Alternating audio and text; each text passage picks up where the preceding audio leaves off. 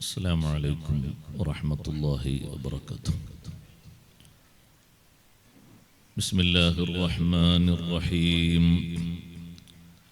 الحمد لله رب العالمين، نحمده ونستعينه ونؤمن به ونتوكل عليه، ونعوذ بالله من شرور أنفسنا ومن سيئات أعمالنا. من يهده الله فلا مضل له ومن يضلل فلا هادي له.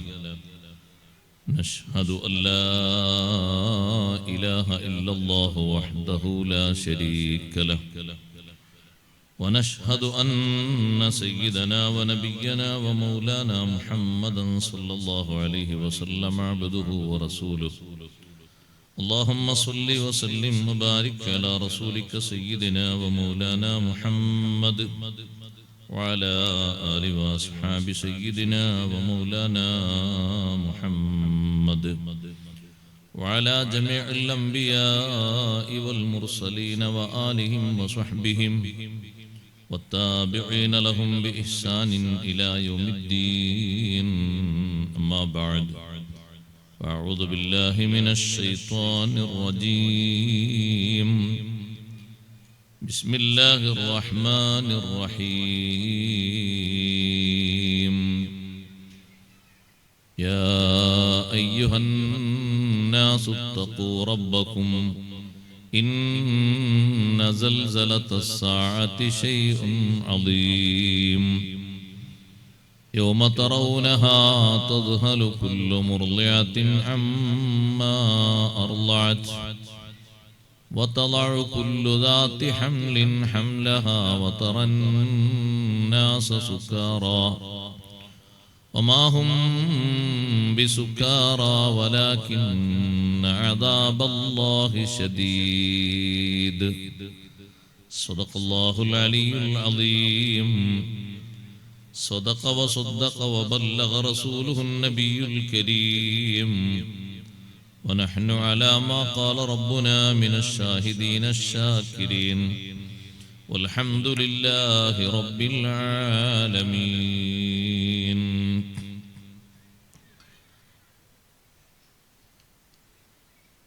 قال النبي صلى الله عليه وسلم: يكون في آخر الزمان أقوام إخوان العلانية أعداء السريرة. قال: يا رسول الله كيف يكون ذلك؟ قال: برغبة بعضهم إلى بعضهم وبرهبة بعضهم من بعض. صدق شفيعنا رسول الله صلى الله عليه وسلم. يا سيدي يا رسول الله خذ بيدي، ما لي سواك فلا ألوي على أحد. يا من تفجرت الأنهار نابعة من إصبعيه فروا الجيش ذا العدد.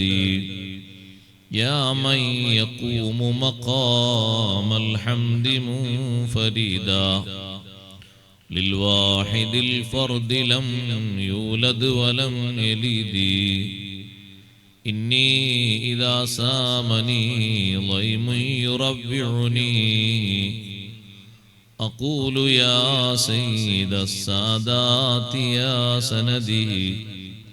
أقول يا سيد السادات يا سندي. സമാദരണീയരായ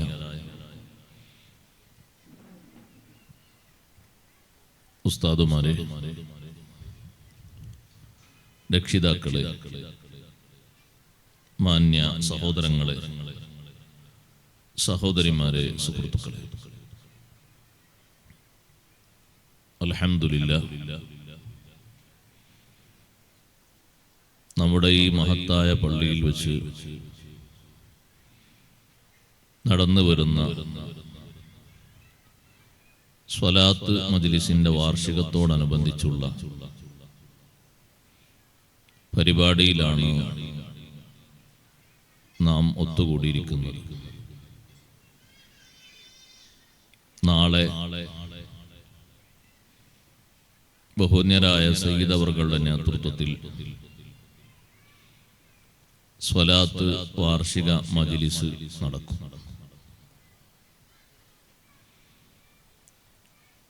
ആമുഖങ്ങൾ കൂടുതൽ നീട്ടിപ്പറയാതെ സമയം പരിമിതമായതുകൊണ്ട് ഞാൻ എൻ്റെ വിഷയത്തിലേക്ക് പ്രവേശിക്കുകയാണ്. അഷ്റഫുൽ ഖൽഖ് സയ്യിദുനാ റസൂലുള്ളാഹി സ്വല്ലല്ലാഹു അലൈഹി വസല്ലം 14 നൂറ്റാണ്ടുകൾക്ക് മുമ്പ് ലോകത്തോട് പ്രഖ്യാപിച്ച പ്രവചിച്ച പ്രവചനങ്ങളിൽ ചെറുതും വലുതുമായ ഒട്ടേറെ വിഷയങ്ങൾ ഉണ്ട്. അതിലെ ചെറിയ അടയാളങ്ങൾ ഏതാണ്ടെല്ലാം നമുക്ക് മുമ്പിൽ പ്രത്യക്ഷപ്പെട്ടു കഴിഞ്ഞു. വലിയ അടയാളങ്ങളിലേക്ക് കാത്തിരിക്കാനും ജീവിതം അത് വരുന്നതിന് മുമ്പ് ആഖിറത്തിലേക്ക് ഒരുക്കി തയ്യാറാക്കാനും വേണ്ടി നമ്മുടെ നന്മയ്ക്ക് വേണ്ടിയാണ് ഈ പ്രവചനങ്ങളെല്ലാം അവിടുന്ന് നിർവഹിച്ചു തന്നത്. പലപ്പോഴും നമ്മുടെ എല്ലാവരുടെയും മനോഗതി എനിക്ക് പലതും നിർവഹിക്കാൻ നേരമായിട്ടില്ല എന്നായിരിക്കും. ഇപ്പോഴും അങ്ങനെ. കൂടുതൽ ദിക്റ്, കൂടുതൽ സ്വലാത്ത് എന്ന് പറയുമ്പോ ഒരു 60 വയസ്സായ ആളും പറയും വയസ്സാകണ്ടേ. അപ്പൊ പിന്നെ എത്രയാന്നുള്ളത് കേൾക്കുന്ന ആൾ ചോദിക്കും, ഒരു രസാവഹമായിട്ട് ചോദിക്കും, എത്രയാണ് നിങ്ങൾ കാത്തിരിക്കുന്നത്? എല്ലാവരുടെയും മനസ്സിലുള്ള മനോഗതി അങ്ങനെയാണ്. പിന്നെയാവാം, പിന്നെയാവാം, ഇപ്പോൾ നേരമായിട്ടില്ല, ഇപ്പോൾ നേരമായിട്ടില്ല. പക്ഷെ അങ്ങനെ നേരമായിട്ടില്ല എന്ന് പറഞ്ഞ് ചില അടയാളങ്ങൾ ഇവിടെ പ്രത്യക്ഷപ്പെട്ടു കഴിഞ്ഞാൽ പിന്നെ ചെയ്യുന്നതിനൊന്നും ഫലം ലഭിക്കൂല. യൗമ യഅതി ബഅദു ആയാതി റബ്ബിക് ലാ യൻഫഉ നഫ്സൻ ഈമാനുഹാ ലം തകുൻ ആമനത് മിൻ ഖബൽ ഔ കസബത് ഫീ ഈമാനിഹാ ഖൈറാ ഖുൽ ഇൻതളിറൂ ഇന്നാ മുൻതളിറൂൻ.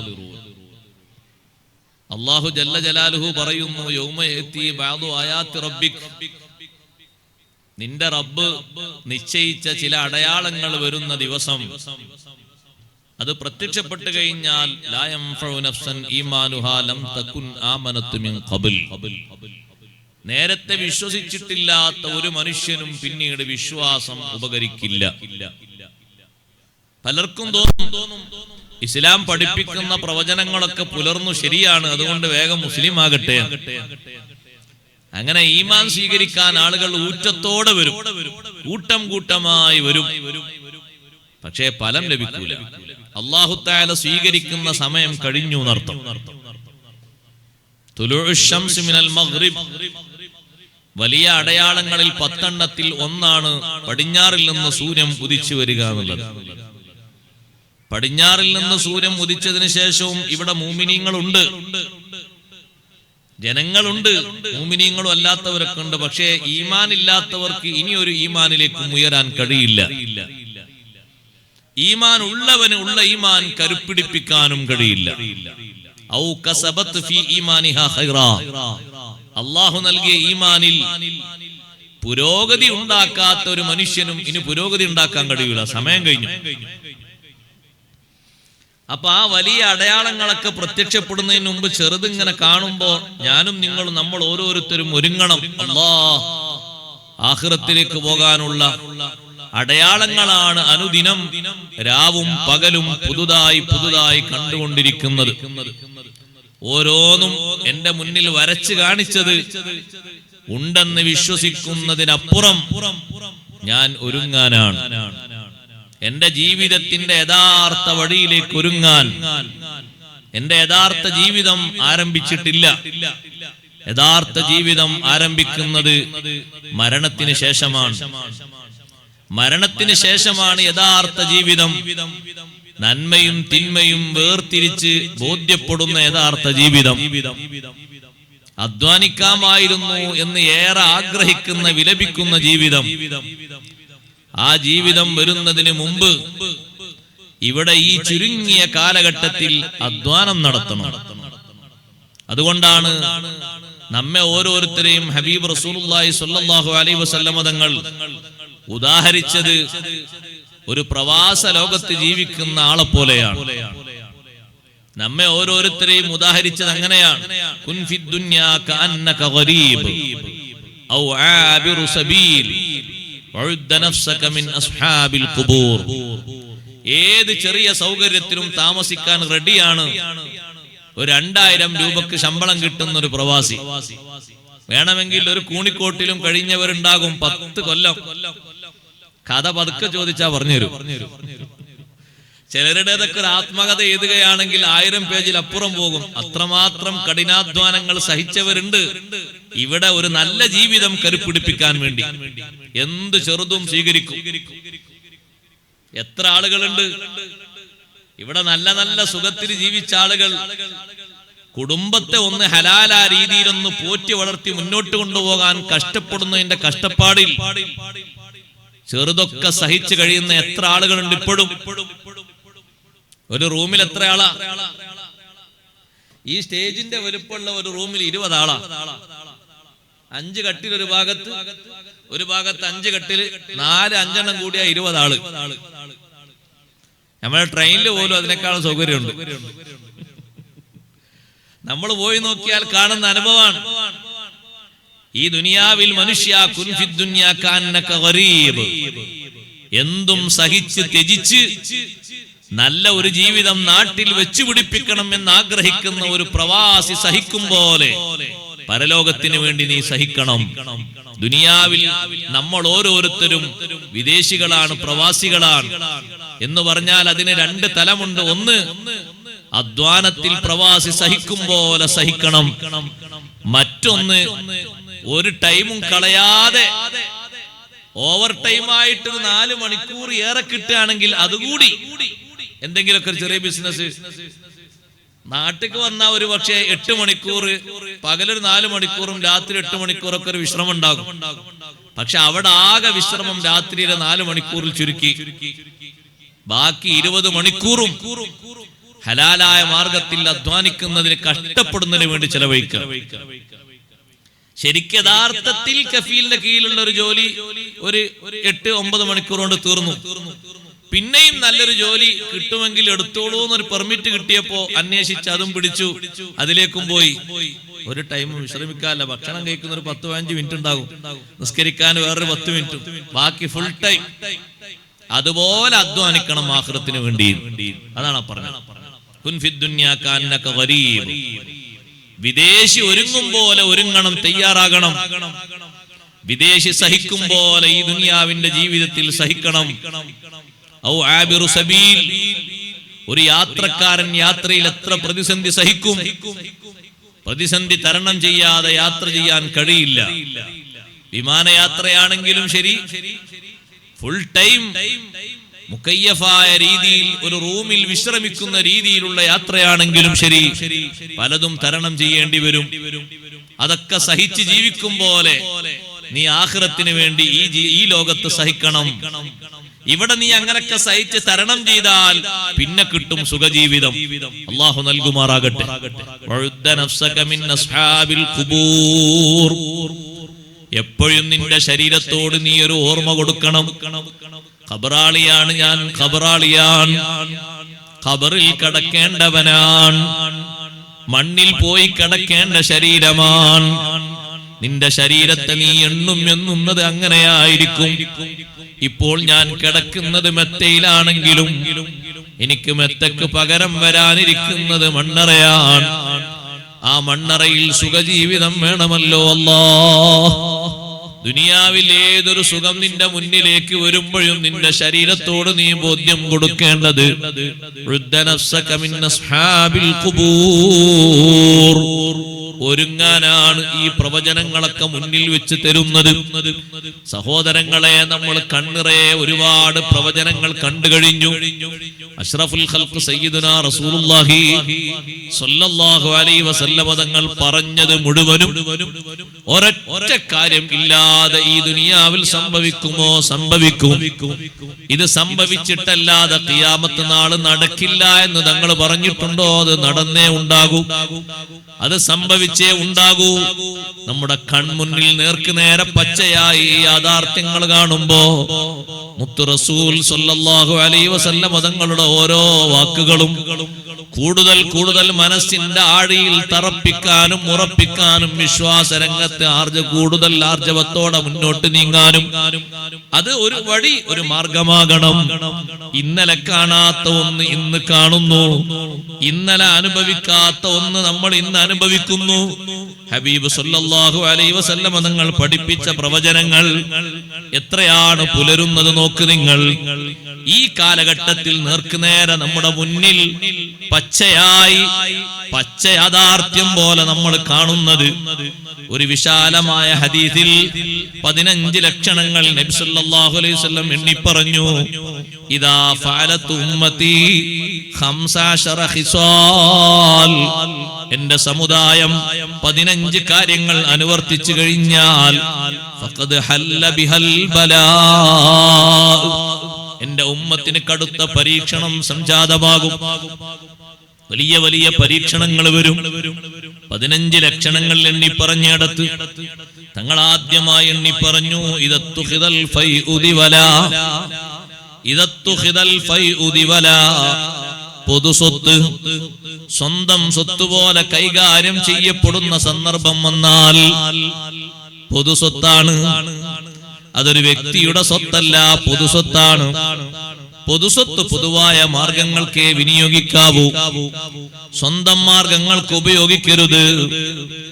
ദിനേന വാർത്താ മാധ്യമങ്ങളിലൂടെ നമ്മൾ കേൾക്കുന്ന വാർത്ത എത്രയാണ്?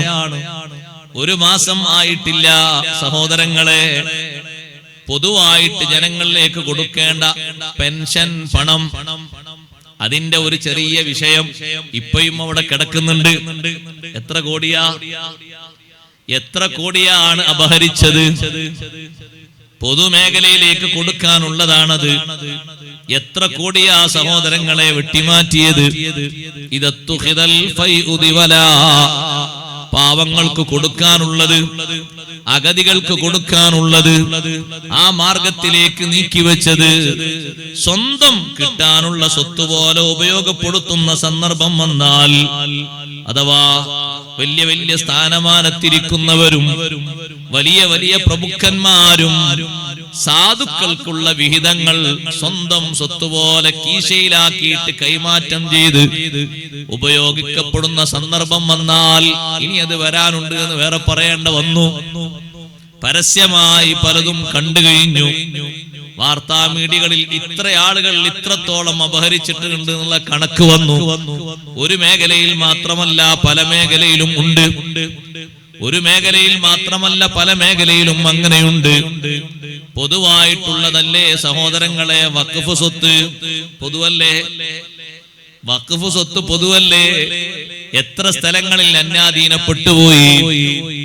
പൊതുവായിട്ട് ഉപയോഗിക്കപ്പെടേണ്ട മാർഗങ്ങളിലേക്ക് വെച്ചത് സ്വന്തമായിട്ട് പലരുടെയും പേരിലതാ അത് രജിസ്റ്റർ ചെയ്ത് സ്വന്തം നിലക്ക് ജീവിത വ്യവഹാരങ്ങൾ നടത്തിക്കൊണ്ടിരിക്കുന്നു.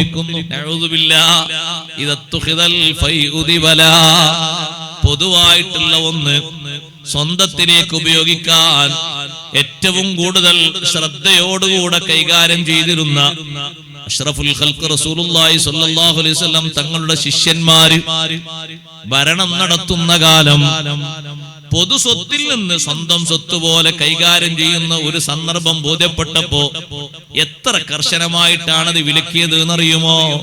ബഹുമാനപ്പെട്ട ഉമർ ഇബ്നു അബ്ദുൽ അസീസ് റളിയല്ലാഹു അൻഹു 5ാം ഖലീഫ തന്റെ മകന് മദീനയുടെ ഒരു ചെറിയ ഭരണം ഏൽപ്പിച്ചപ്പോ, ഇസ്ലാമിക ലോകത്തിന്റെ മുഴുവൻ ഭരണവും അല്ല, മദീനയിലെ ഒരു പഞ്ചായത്ത് ഭരണം എന്ന് കൂട്ടിക്കോളൂ, അല്ലെങ്കിൽ ഒരു മുനിസിപ്പാലിറ്റി ഭരണം സ്വന്തം മകനെ ഏൽപ്പിച്ചപ്പോ ആ മകൻ ഒരു മോതിരം വാങ്ങി 1000 ദിർഹമിന്.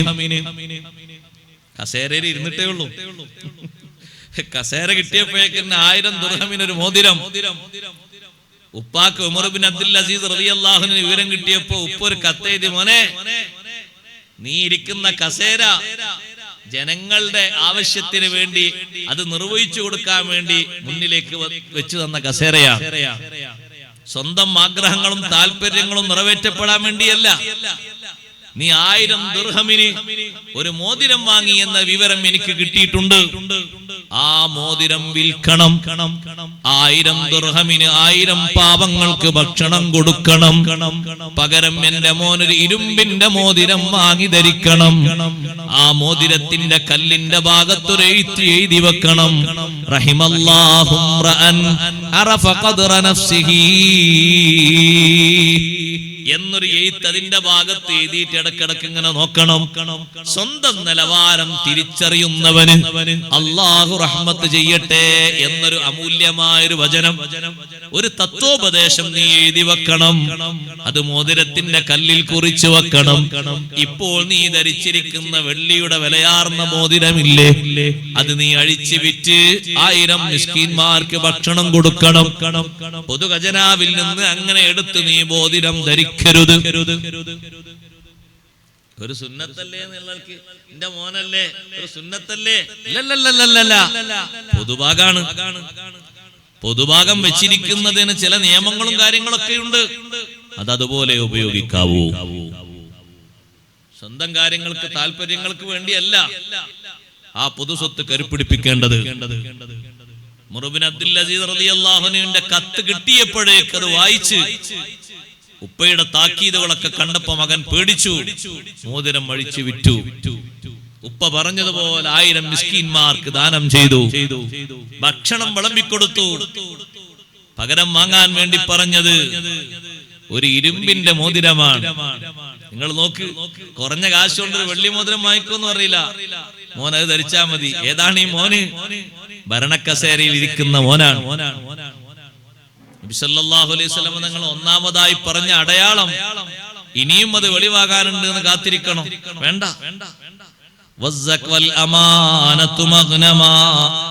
രണ്ടാമതായി തങ്ങൾ പറഞ്ഞു വൽ അമാനത്തു മഗ്നമാ, സൂക്ഷിപ്പ് സ്വത്ത്. സൂക്ഷിപ്പ് സ്വത്ത് ഗനീമത്ത് സ്വത്ത് പോലെ ഉപയോഗിക്കുന്ന സന്ദർഭം വന്നാൽ സൂക്ഷിക്കാനും ശ്രദ്ധിക്കാനും വേണ്ടി കൊടുത്തത് സ്വന്തത്തിന് ലാഭം കിട്ടിയ ഗനീമത്ത് സ്വത്ത് പോലെ ഉപയോഗിക്കാൻ പറ്റുമോ? ഇല്ല. എന്റെ കയ്യിൽ ഒരാൾ സൂക്ഷിക്കാൻ വേണ്ടി എന്റെ കയ്യിൽ ഒരു സ്വർണം ഏൽപ്പിച്ചാൽ അയാൾ എത്ര കാലം കഴിഞ്ഞിട്ട് തിരിച്ചു കൊടുക്കാൻ ആവശ്യപ്പെടുന്നുവോ അതുപോലെ ഞാനത് സൂക്ഷിക്കണം. എന്റെ ഒരു സ്വത്ത് പോലെ ഞാനത് ഉപയോഗപ്പെടുത്തിയിട്ട് അദ്ദേഹം ചോദിക്കുമ്പോ അത് ഞാൻ ഉപയോഗിച്ചിട്ടുണ്ട്, നിനക്ക് വേണമെങ്കിൽ പകരം വാങ്ങിത്തരാം എന്ന് പറയുന്നത് ശരിയല്ല. വിശ്വസ്തത അത്രത്തോളം നഷ്ടപ്പെട്ടു പോകും. സൂക്ഷിക്കാൻ ഏൽപ്പിച്ചതല്ലേ, അതങ്ങനെ തന്നെ സൂക്ഷിക്കണം. വൽ അമാനത്തു മഗ്നമാ.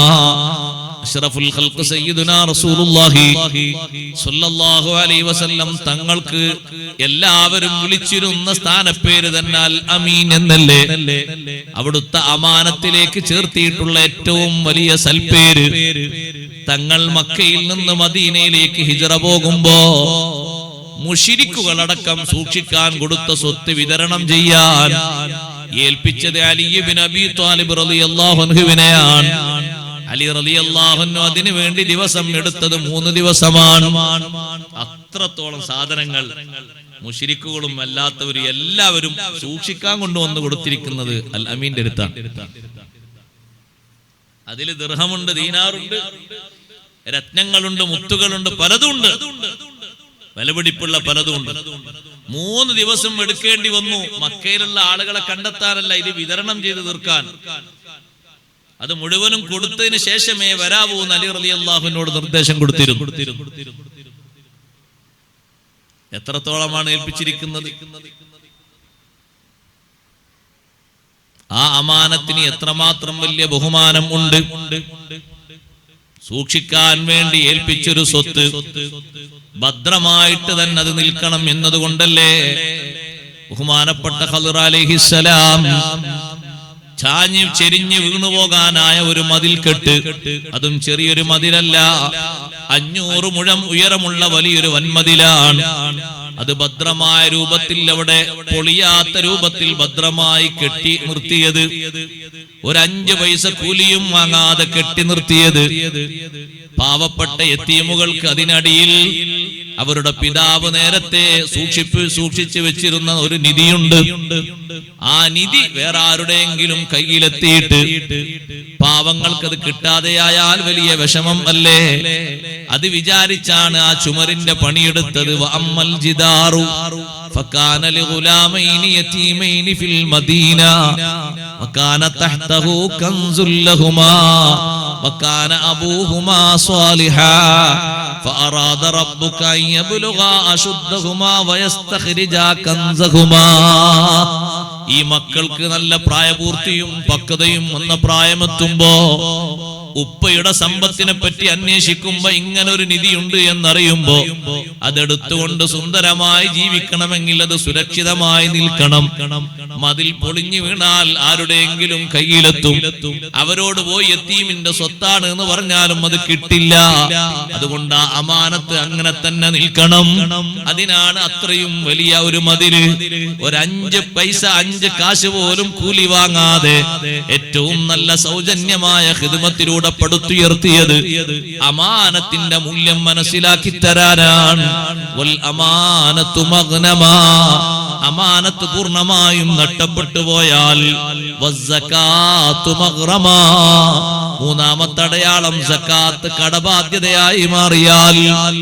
മരിച്ചു പോകുന്ന ആളുകളെ കുറിച്ച് ഏറ്റവും പേടിക്കപ്പെടുന്ന ഒരു കാര്യം ഇപ്പോൾ അതാണ്. എത്രയോ ആളുകൾ ഈ അടുത്ത് മരണപ്പെട്ടതറിഞ്ഞപ്പോ വിഷയം പറയാൻ വേണ്ടി മക്കൾ അടുത്ത് വരുമ്പോ അവരോട് ചോദിക്കുന്നു, ബാപ്പക്ക് എന്തായിരുന്നു പണി? ബാപ്പക്ക് ഇന്നയും ഒരു ബിസിനസ് ഉണ്ടായിരുന്നു. സക്കാത്ത് കൊടുത്തിരുന്നോ? ഇല്ലേ, ഇല്ല. 10-25 കൊല്ലത്തെ സക്കാത്ത് കടബാധ്യതയായിട്ടാണ് ബാപ്പ മരിച്ചുപോയത്. നഊദു ബില്ലാഹ് വസ്സകാത്തു മഗ്റമാ. സക്കാത്ത് ഒരു കടബാധ്യത. നമ്മുടെ മുറാദുകളൊക്കെ നടക്കുന്നുണ്ട്. ഒരു തുച്ഛമായി പാവങ്ങൾക്ക് നിശ്ചിത ആളുകളിലേക്ക് കൈമാറേണ്ടത് കടബാധ്യതയാണ്. ഡെപ്പോസിറ്റായി എല്ലാവരുടെ പക്കലും അധിക ആൾക്കാരുടെ പക്കലും സക്കാത്ത് കൊടുക്കേണ്ട തുകയുണ്ട്.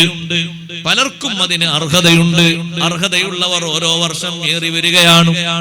അക്കൗണ്ടിന്റെ എണ്ണവും അക്കൗണ്ടിൽ വരുന്ന വരവും കൂട്ടി നോക്കിയാൽ നമുക്കത് മനസ്സിലാകും. പക്ഷേ കൊടുക്കേണ്ടത് ചെറിയൊരു തുക മാത്രമാണ്. അത് കടബാധ്യതയാണ്. കടമായത് ബാക്കി വെക്കരുത്, കറക്റ്റായത് കൊടുക്കണം. അതൊരു കടബാധ്യതയായി ബാക്കി വെച്ചാൽ നമ്മുടെ ഹസനാത്തിൽ നിന്നെടുത്ത് ആഖിറത്തിൽ കൊടുക്കേണ്ടി വരും. പകരമായി നിസ്കാരം കൊടുക്കേണ്ടി വരും, നോമ്പ് കൊടുക്കേണ്ടി വരും, ദാനധർമ്മങ്ങൾ കൊടുക്കേണ്ടി വരും, ഹജ്ജും ഉംറയും കൊടുക്കേണ്ടി വരും. ഒന്നും ഇല്ലാത്തവനായി തുലഞ്ഞു നിൽക്കേണ്ടി വരും. കൊടുക്കേണ്ട ഹക്ക് കൊടുക്കണം. അത് അർഹരിലേക്കുള്ളതാണ്. അത് കൊടുത്തു കഴിഞ്ഞാൽ അള്ളാഹു നേട്ടമാണ് തരുക. ഒരു നിലക്കും അതിനൊരു കുറവും അള്ളാഹു വരുത്തൂല. സക്കാത്ത് കൊടുക്കുന്നവർക്ക് എത്രയാണ് അള്ളാഹു വർദ്ധിപ്പിക്കുന്നത്?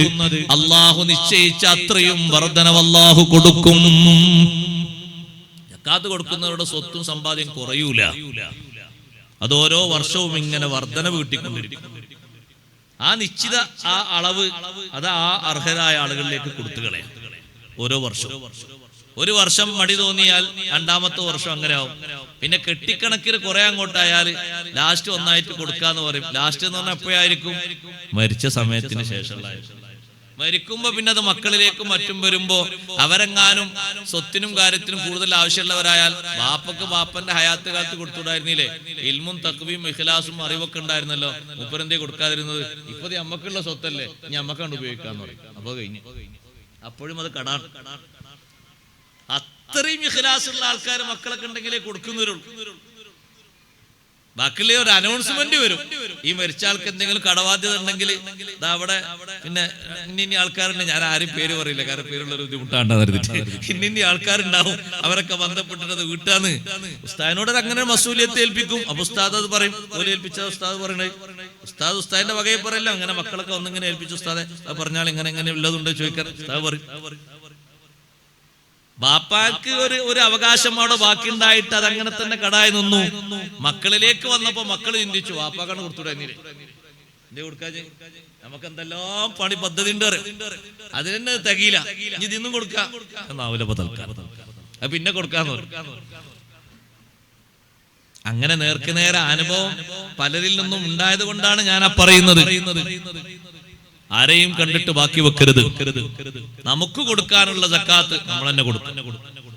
ഒരു വർഷം നിങ്ങളിൽ ഒരാളെ കയ്യിൽ 1,00,000 രൂപ, ഞാൻ ചെറിയൊരു കണക്കാ പറയട്ടോ, 1 ലക്ഷം 2 ലക്ഷം 3 ലക്ഷം എന്നുള്ളൊരു വർഷം വരിക, ഞാൻ അതിന്റെ കണക്കിപ്പോ പറയുന്നില്ല. 1,00,000 രൂപ ഒരാളെ കയ്യിൽ വന്നാൽ ചെറിയ ഒരു സംഖ്യയിലേക്ക് കൊടുക്കേണ്ടിയുള്ള ഒരു 2.5%, 2,500 എന്ന് പറഞ്ഞാൽ 1,00,000 ചേർത്തി നോക്കുമ്പോ എത്ര ചെറുതാ. ഒരു 2,500 നമ്മൾ ഇങ്ങനെ ചുറ്റിപ്പിടിച്ച് വിഷ്കണം. നമ്മളെ ഹക്കല്ലാഞ്ഞിട്ട് നമ്മൾ എന്തിനാ അത് വിഷ്കണ്? അത് നമ്മളെ കയ്യിൽ ഒരു കൊല്ലം അങ്ങനെ നിൽക്കലോടെ നമ്മളെ ഹക്കല്ല, അത് ആരാന്റെതാണ്. ഫക്കീർ, മിസ്കീൻ, കടക്കാരൻ അങ്ങനെ പറയുന്ന ആ വകുപ്പിൽപ്പെട്ട ആളുകൾക്കുള്ളതാണ്.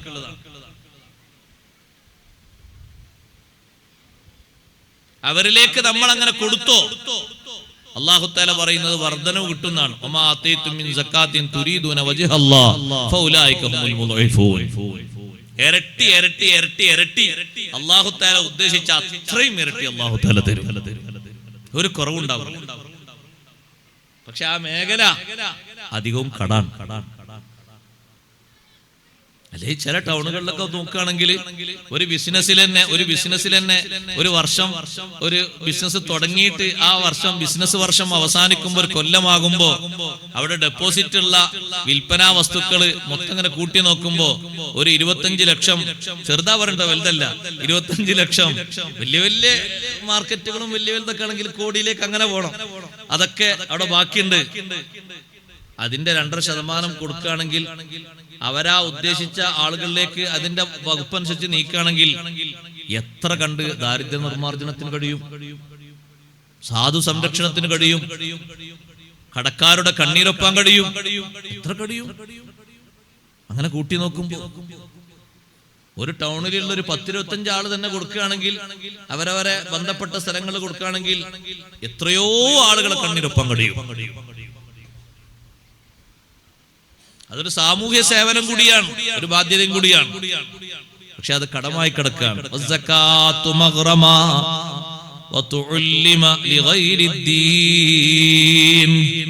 നബി സല്ലല്ലാഹു അലൈഹി വസല്ലം നിങ്ങൾ പറയുന്നു, പഠനം നടത്തപ്പെടുന്നു ദീനല്ലാത്തതിന് വേണ്ടി. ദീനിന് വേണ്ടി പഠനം നടത്തണം. ദീനല്ലാത്തതിന് വേണ്ടിയാണ് പഠനം നടത്തുന്നത്. എന്തിനു വേണ്ടിയാണ്? സ്ഥാനം കിട്ടാൻ ഒരു പഠനം, സമ്പത്ത് കിട്ടാൻ വേണ്ടി ഒരു പഠനം. ദീനിന് വേണ്ടിയാകണം പഠിക്കേണ്ടത്. ഏത് പഠനം നീ പഠിക്കുകയാണെങ്കിലും ദീനിന് അതുകൊണ്ട് ഉപകാരമുണ്ടാകണം. നമ്മുടെ ദീന് നിലനിൽക്കാൻ ആ പഠനം സഹായകമാകണം. മറ്റുള്ളവർക്ക് പകർന്നു കൊടുക്കാനും സ്വന്തം ജീവിതത്തിൽ പകർത്തിയിട്ട് നമുക്ക് മുന്നോട്ട് പോകാനും നമ്മളെ കുടുംബങ്ങളിലേക്ക്, താവഴികളിലേക്ക് പകർന്നു കൊടുക്കാനും ഉപകാരപ്രദമായ പഠനം നടത്തപ്പെടണം. പക്ഷേ പഠിപ്പിക്കപ്പെടുന്നത് അധികവും ഈ രൂപത്തിലാണ്.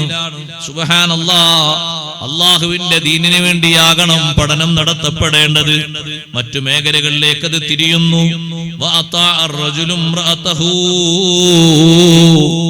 ഒരാൾ തന്റെ ഭാര്യയ്ക്ക് വിധേയപ്പെടുന്നു. ഭാര്യ എന്തു പറയുന്നു, അത് ശരിയാണോ തെറ്റാണോ എന്നൊന്നും നോക്കാതെ വേണ്ട രൂപത്തിൽ അനുസരിക്കുന്നു. നല്ല രൂപത്തിലാണോ ആരുടേതും അനുസരിക്കണം. അതൊരു ഭാര്യൻ്റെത് മാത്രം പിന്നെ എടുത്തു പറയാനില്ല.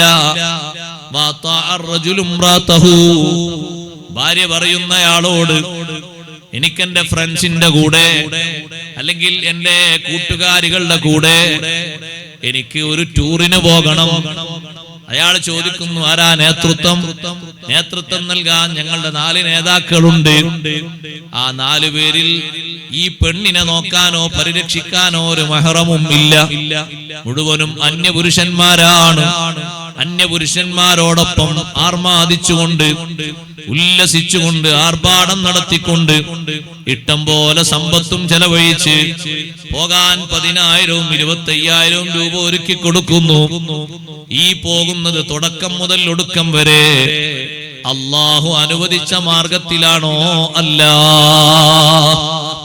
ഈ യാത്രയുടെ പേരെന്താണ്? ഹലാലായ യാത്രയാണെങ്കിൽ അതിന് കൂലിയുണ്ട്. ജമ്മും ഖസറുമാക്കൽ അനുവദനീയമാണ്, സുന്നത്താണ്. ദൂരം പിന്നെയും കൂടുതലാണെങ്കിൽ ചിലപ്പോൾ അത് ഉത്തമമായി തന്നെ വരും. പക്ഷെ അതിനൊന്നും പറ്റാത്ത യാത്രയാണ്. പറ്റാത്ത യാത്ര പോകുമ്പോ എത്ര പേരാണിപ്പോൾ മരിച്ചൊടുങ്ങുന്നത്? എത്ര ആളുകളാണ് മരിച്ചൊടുങ്ങുന്നത്? ഏതാണ് അവരുടെ ജീവിതത്തിൽ അവസാനം?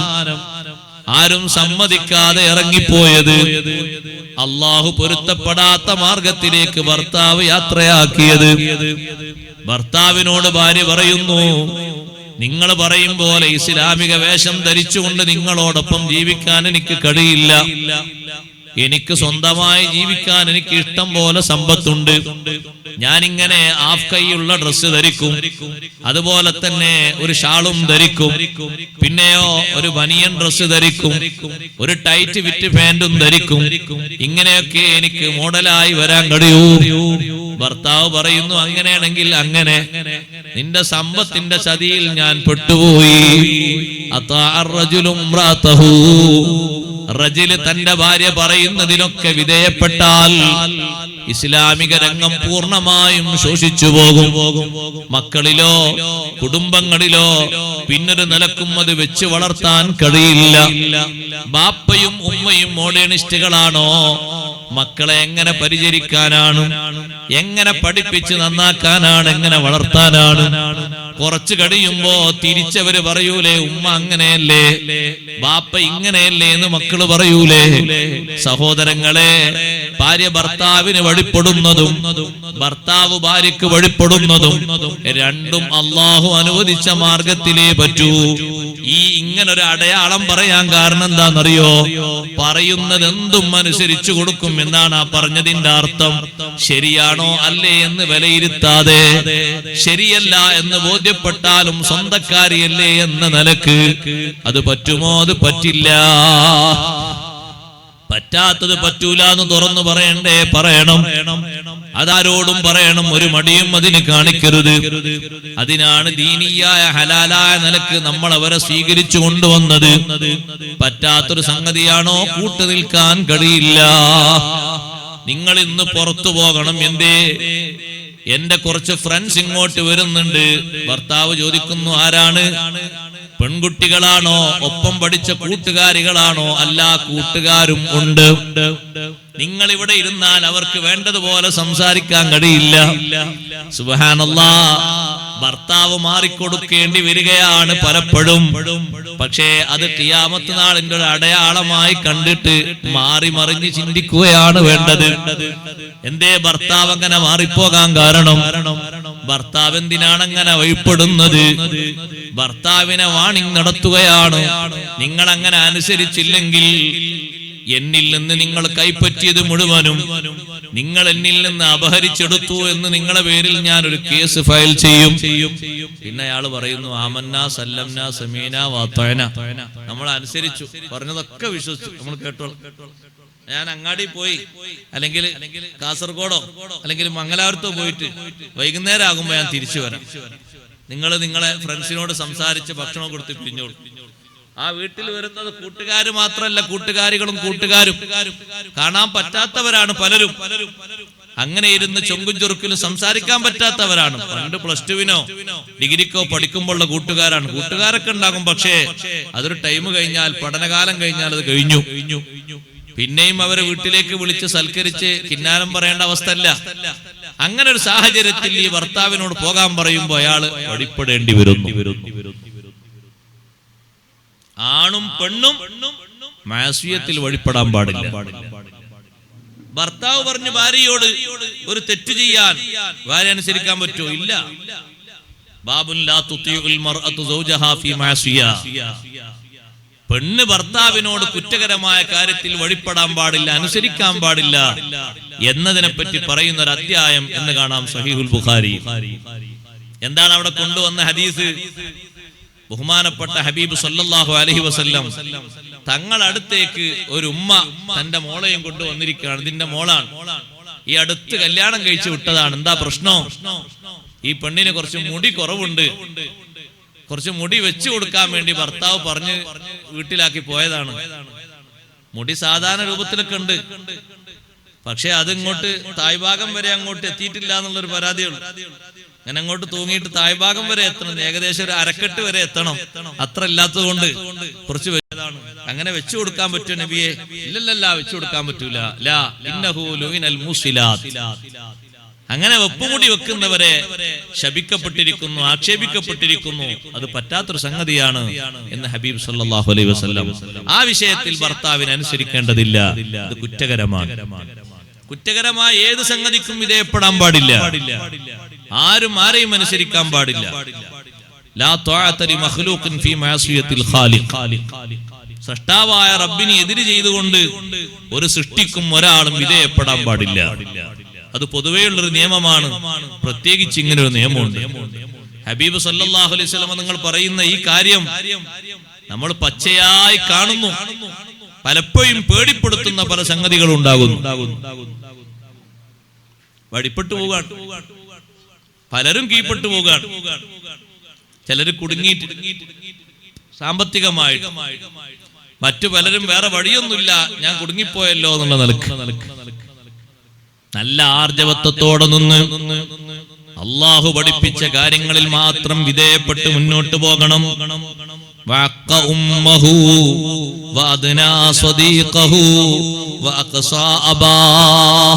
മൂന്ന് അടയാളങ്ങൾ ചേർത്തി വായിച്ചതാണ്. അത് ഒന്നായി പറയാം, ഓരോന്നും പറയാൻ ടൈമില്ല. ഉമ്മാനെ വെറുപ്പിച്ചു, സുഹൃത്തിനെ അടുപ്പിച്ചു, ബാപ്പയെ അകറ്റി നിർത്തി. ഒരു ഭാഗത്ത് ഉമ്മാനെ വെറുപ്പിച്ചു, മറ്റൊരു ഭാഗത്ത് ബാപ്പാനെ അകറ്റി നിർത്തി. അതിന്റെ നടുവിൽ ഫ്രണ്ട്സിനെ, സുഹൃത്തിനെ അടുപ്പിച്ചു. സുഹൃത്തിന്റെ താല്പര്യത്തിന് വേണ്ടിയാണ് ഇത് രണ്ടും നിർവഹിക്കേണ്ടി വന്നത്. ബാപ്പാനെ അകറ്റി നിർത്തിയതും ഉമ്മാനെ വെറുപ്പിച്ചതും സുഹൃത്തിനോടുള്ള സുഹൃത്ത് ബന്ധത്തിന്റെ പേരിലാണ്. അതെ, മദ്യപിക്കാൻ കാശ് നൽകാത്തതിന്റെ പേരിൽ ഉപ്പയെയും ഉപ്പാപ്പയെയും കഴുത്തറുത്തു കൊന്നത് നമ്മൾ പച്ചയായി കണ്ടതാണ്. കാരണം അവനാണ് കൂട്ടുകാരന് അന്ന് വാങ്ങിക്കൊടുക്കേണ്ടത്. അതിനു മുമ്പുള്ള 2-3 യാത്രകളിലും മറ്റുള്ളവർ വാങ്ങിക്കൊടുത്തത് ഇവൻ മോന്തി കുടിച്ചിട്ടുണ്ട്. അന്ന് അവന്റെ ഊഴമാണ്. അവന് കിട്ടേണ്ടിടത്തുനിന്ന് കാശ് കിട്ടാൻ ഉപ്പ വിലങ്ങ് തടിയായപ്പോ ഉപ്പാപ്പതിന് എതിര് നിന്നപ്പോ അവരെ അങ്ങ് പണി തീർത്തു. പലപ്പോഴും നമ്മൾ കണ്ടതാണ്, കേട്ടതാണ്. പല സംഭവങ്ങളും നമ്മൾ വായിച്ചറിയുകയാണ്. നടുവിൽ പ്രവർത്തിക്കുന്ന സ്വദീഖാണ്, സുഹൃത്താണ് അതിന്റെ കാരണം. അതുകൊണ്ടാണ് ഹബീബ് റസൂലുള്ളാഹി സ്വല്ലല്ലാഹു അലൈഹി വസല്ലം തങ്ങൾ പറഞ്ഞത്, കൂട്ടുകെട്ട് ആരോടുകൂടെയാണ് എന്ന് എപ്പോഴും ശ്രദ്ധിക്കണം. അൽ മർഉ അലാ ദീനി ഖലീലിഹി ഫല്ലൻദുർ അഹദുകും മൻ യുഖാലിൽ. ഒരു മനുഷ്യൻ അവന്റെ സുഹൃത്തിന്റെ മതനിഷ്ഠയുടെ മേലിലാണ്. സുഹൃത്ത് എങ്ങനെയാണോ പ്രവർത്തിക്കുന്നത്, സ്വീകരിക്കുന്നത്, അതേ രൂപഭാവങ്ങൾ അവന്റെ ജീവിതത്തിലേക്കും വരും. പെട്ടെന്ന് അവന്റെ ജീവിതത്തിൽ അത് വഴിയായി മാറും. ആരോട് ചങ്ങാത്തം കെട്ടണം എന്ന് ശരിക്ക് ശ്രദ്ധിക്കണം. നല്ല മനുഷ്യരോട്, മുത്തഖീങ്ങളോട് മാത്രമേ കൂട്ടുകൂടാവൂ. ആ മുത്തഖീങ്ങളെ പരലോകത്തും സുഹൃത്തുക്കളായി നമുക്ക് ഉപകരിക്കുകയുള്ളൂ. അല്ലാത്തവരൊക്കെ എതിര് പറയുന്നവരായിരിക്കും. അവനാണ് എന്നെ ചെയ്യിപ്പിച്ചത്, ഇവനാണ് എന്നെ കുടുക്കിയത്, അവനാണ് എന്നെ കൊണ്ടുപോയത്. സുഹൃത്തുമായിട്ട് ബന്ധപ്പെടുമ്പോ ആ സുഹൃത്ത് വിശ്വസ്തനും സത്യസന്ധനും നല്ല വഴിക്ക് മാർഗം കാണിക്കുന്നവനും നല്ലതിന് സഹായിക്കുന്നവനും പ്രതിസന്ധി ഘട്ടത്തിൽ കൂടെ നിന്നുകൊണ്ട് രക്ഷപ്പെടുത്തുന്നവനും അങ്ങനെ നന്മക്ക് കാരണമാകുന്ന കൂട്ടുകാരനാകണം. അവന് ഖിയാമത്ത് നാൾ വരെ നമുക്ക് ഉപകാരമാണ്. പരലോകത്തും അവനെ കൊണ്ട് നമുക്ക് ഉപകാരം ലഭിക്കും. അതല്ല തിന്മയുടെ ഉപാസകനായ കൂട്ടുകാരനാണോ, തിന്മക്ക് വേണ്ടി അവനോടൊപ്പം കൂട്ടുകൂടിയിട്ട് എന്തെങ്കിലും ഒന്ന് നടക്കാൻ ബാപ്പയോ ഉമ്മയോ വിലങ്ങ് തടിയായാൽ ഉമ്മാനെ വെറുപ്പിക്കുന്നു, ഉമ്മാനെ ചീത്ത വിളിക്കുന്നു, ഉമ്മാനെ അപഹസിക്കുന്നു, പരിഹസിക്കുന്നു. കൂട്ടുകാരൻ പറഞ്ഞതിന്റെ പേരിൽ ഉമ്മയോട് പിണങ്ങിക്കഴിയുന്നു. നഊദു ബില്ലാഹ്. കൂട്ടുകാരി പറഞ്ഞതിന്റെ പേരിൽ ഉപ്പയോട് കയർക്കുന്നു, ദേഷ്യപ്പെടുന്നു, ബന്ധം കുറക്കുന്നു, അകറ്റി നിർത്തുന്നു. അഖ്സാ അബാ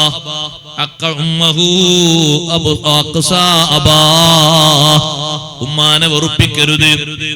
സ്വന്തം ജീവിതത്തിൽ ഒരു ഇണയെ കിട്ടിയാലും ഉമ്മയോടുള്ള ബന്ധം കുറയരുത്, ബാപ്പയോടുള്ള ബന്ധം കുറയരുത്, ബഹുമാനം കുറയരുത്. സ്വന്തം ജീവിതത്തിന്റെ പങ്കാളിയെ അള്ളാഹുവിന്റെ പൊരുത്തത്തിലായി സ്നേഹബന്ധത്തോടെ ബന്ധിപ്പിച്ചു മുന്നോട്ട് കൊണ്ടുപോകുമ്പോ ഉമ്മയോടുള്ള സ്നേഹവും ആദരവും ബഹുമാനവും സംരക്ഷണവും സമ്പർക്കവും ഒരിഞ്ച് പോലും കുറയാതെ കാത്തു സൂക്ഷിക്കണം. അഷ്റഫുൽ ഖൽഖ് സല്ലല്ലാഹു അലൈഹി വസല്ലം തങ്ങൾ എപ്പോഴും സ്വഹാബത്തിനെ പറഞ്ഞു ഉപദേശിക്കുന്ന ഒരു ഉപദേശമാണ്, സ്വഹാബ, നിങ്ങളെ കൂടെ ഒരു ജീവിത പങ്കാളി അല്ലാഹു നൽകി എന്ന് കരുതിയിട്ട് ഉമ്മ കണ്ണീരൊഴുക്കേണ്ട, ഉപ്പ വിഷമത്തോടെ ഒരുപാട് സമയം പലയിടത്തും സമയം തള്ളി നീക്കേണ്ട ഒരു ഗതികേട് വരരുത്. അങ്ങനെ വന്നാൽ നിങ്ങൾ നിർവഹിക്കുന്ന സുഹൃതങ്ങളൊന്നും നിങ്ങൾക്ക് ആഖിറത്തിൽ ഫലം ചെയ്യൂല, ഉപകരിക്കൂല. ബാപ്പാന അന്യനായി കാണരുത്. സ്വന്തം ഒരാളെ കിട്ടിയാൽ ജീവിതത്തിൽ എനിക്കെല്ലാം തികഞ്ഞു എന്ന് തോന്നരുത്. അപ്പോഴും എനിക്കെന്റെ ഉപ്പയും എന്റെ ഉമ്മയും വലിയവരാണ്. അവര് നേതൃസ്ഥാനത്ത് നിർത്തിക്കൊണ്ട് തന്നെ കുടുംബജീവിതം നല്ല രൂപത്തിൽ മുന്നോട്ട് കൊണ്ടുപോകണം. അഥവാ ബാപ്പയുടെയും ഉമ്മയുടെയും സ്വഭാവം പരുക്കൻ രൂപത്തിലാണെങ്കിൽ വേണ്ട സ്നേഹത്തോടെ പ്രതികരിക്കാൻ സ്വന്തം ഇണയെ പ്രാപ്തരാക്കണം. സ്വന്തം ഇണക്കതിനുള്ള പ്രാക്ടീസ് നൽകണം.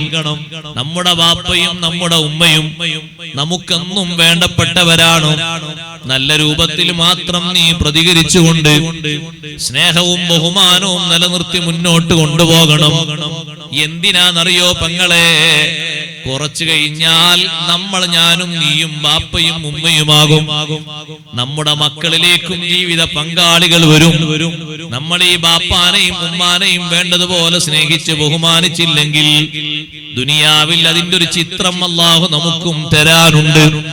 നമ്മുടെ മക്കളിലൂടെ, പേരമക്കളിലൂടെ നമ്മൾ ഏത് രൂപത്തിലാണോ ബാപ്പാനെയും ഉമ്മാനെയും പിണക്കി അകറ്റി നിർത്തിയത്, അതിനേക്കാളും അസഹ്യമായ രൂപത്തിൽ സൗകര്യങ്ങൾ, സംവിധാനങ്ങളൊക്കെ ഉള്ളപ്പോൾ തന്നെ നമ്മുടെ മക്കൾ, ചെറുപ്പക്കാരികൾ നമ്മെ അകറ്റി നിർത്തുന്നൊരു ദുരന്തം ജീവിതത്തിൽ നമ്മൾ അനുഭവിക്കേണ്ടി വരും. അങ്ങനെ ഒരു സംഗതി ഉണ്ടാകരുത്. അങ്ങനെ ഒരു വിഷമം നമ്മുടെ ജീവിതത്തിൽ വന്നു പോകരുത്. നമ്മൾ അവരെ സംരക്ഷിച്ചതിന്റെ പേരിൽ അള്ളാഹുവിന്റെ പൊരുത്തം ലഭിക്കണം. അള്ളാഹുവിന്റെ പൊരുത്തം ലഭിക്കാൻ ബാപ്പ ഉമ്മമാരുടെ പൊരുത്തം അനിവാര്യമാണ്. റിളല്ലാഹി ഫീ റിളൽ വാലിദൈൻ വസുഖ്തുല്ലാഹി ഫീ സുഖ്തിൽ വാലിദൈൻ.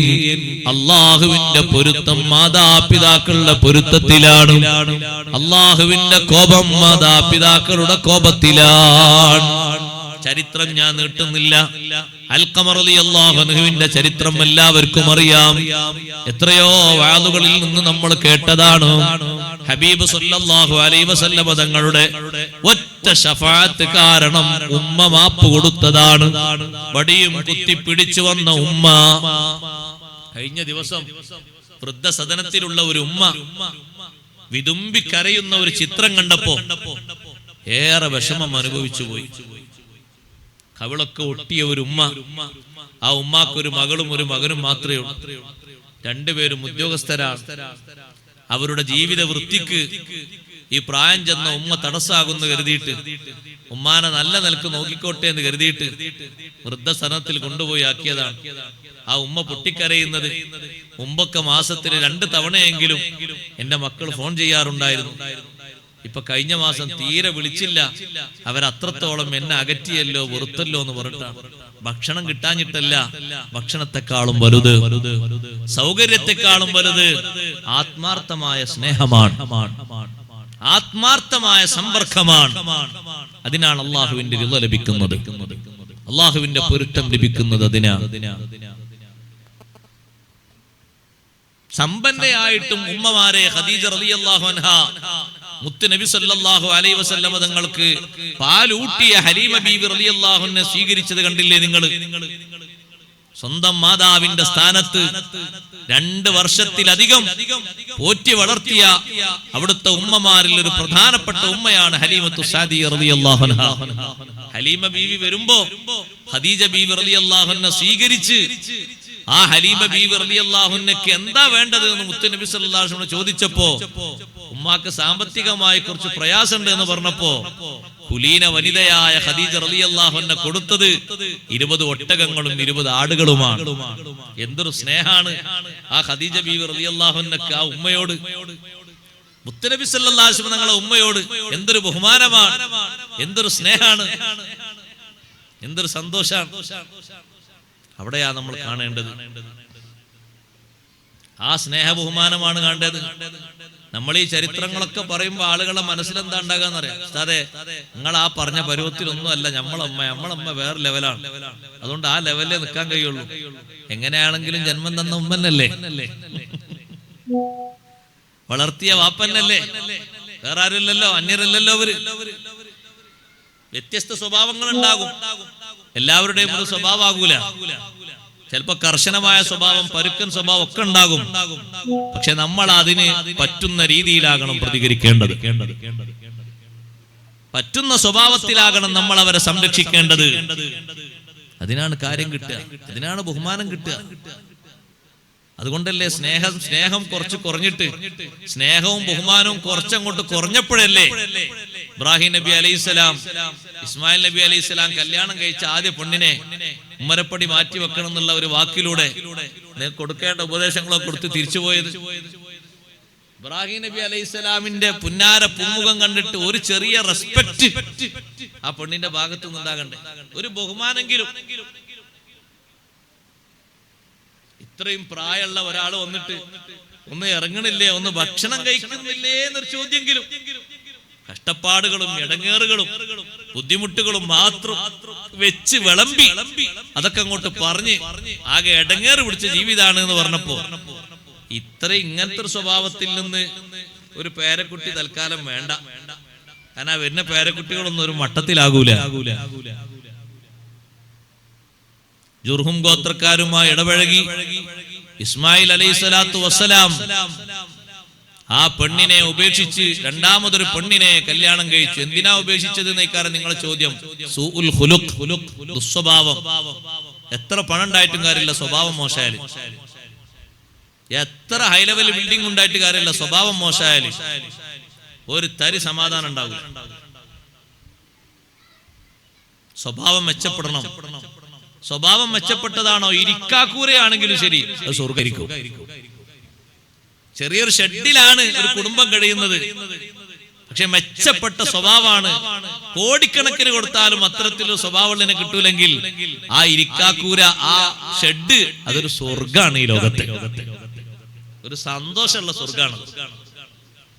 രണ്ടാമത് കല്യാണം കഴിച്ച ആ പെൺകുട്ടി ഇബ്രാഹിം നബി അലൈഹിസ്സലാത്തു വസ്സലാമിനെ അടയാളങ്ങളെ കൊണ്ടും മറ്റും മനസ്സിലാക്കി ആദ്യ ഘട്ടത്തിൽ കണ്ടപ്പോഴേക്കന്നെ ആ പെൺകുട്ടി ചോദിച്ചു, അലാ തൻസിൽ ഇലൈന, വാഹനത്തുനിന്ന് ഇറങ്ങുന്നില്ലേ, എന്തെങ്കിലുമൊക്കെ ഒന്ന് കഴിക്കാലോ, എന്തെങ്കിലുമൊക്കെ കുടിക്കാലോ. എത്ര സന്തോഷത്തോടെ ചോദിച്ചത്.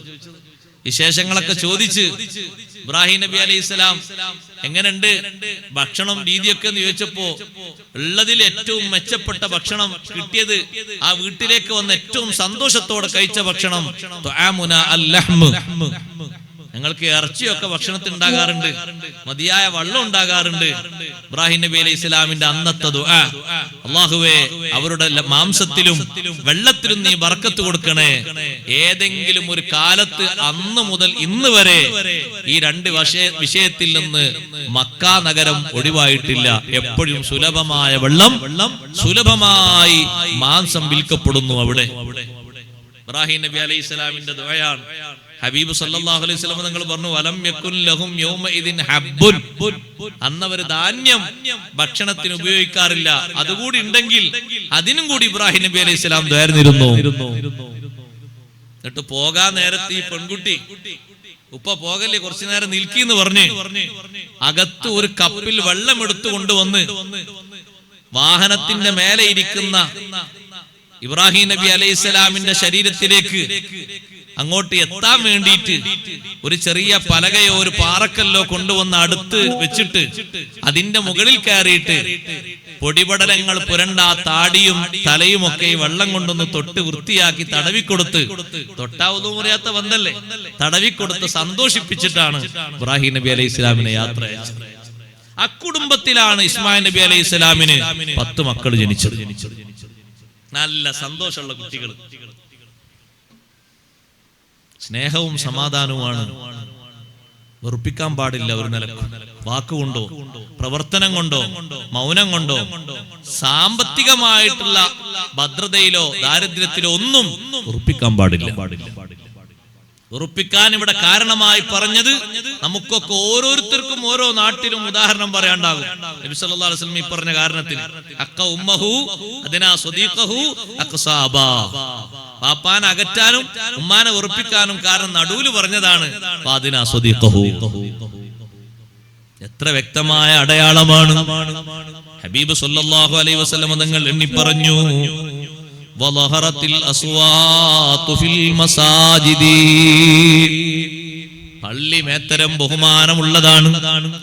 പള്ളികളിൽ അപശബ്ദങ്ങൾ, പള്ളികളിൽ ആവശ്യമില്ലാത്ത ശബ്ദങ്ങൾ ഉയർന്നു വന്നാൽ ഭൗതിക സംസാരങ്ങൾ ഒരിക്കലും പള്ളിയിൽ വരരുത്, ഒരിക്കലും പള്ളിയിൽ ഉണ്ടാവരുത്. ഫോൺ വന്നാൽ അത് വിളിക്കാൻ വേണ്ടി പള്ളിയുടെ ചെരുവിലേക്ക് പോകണം.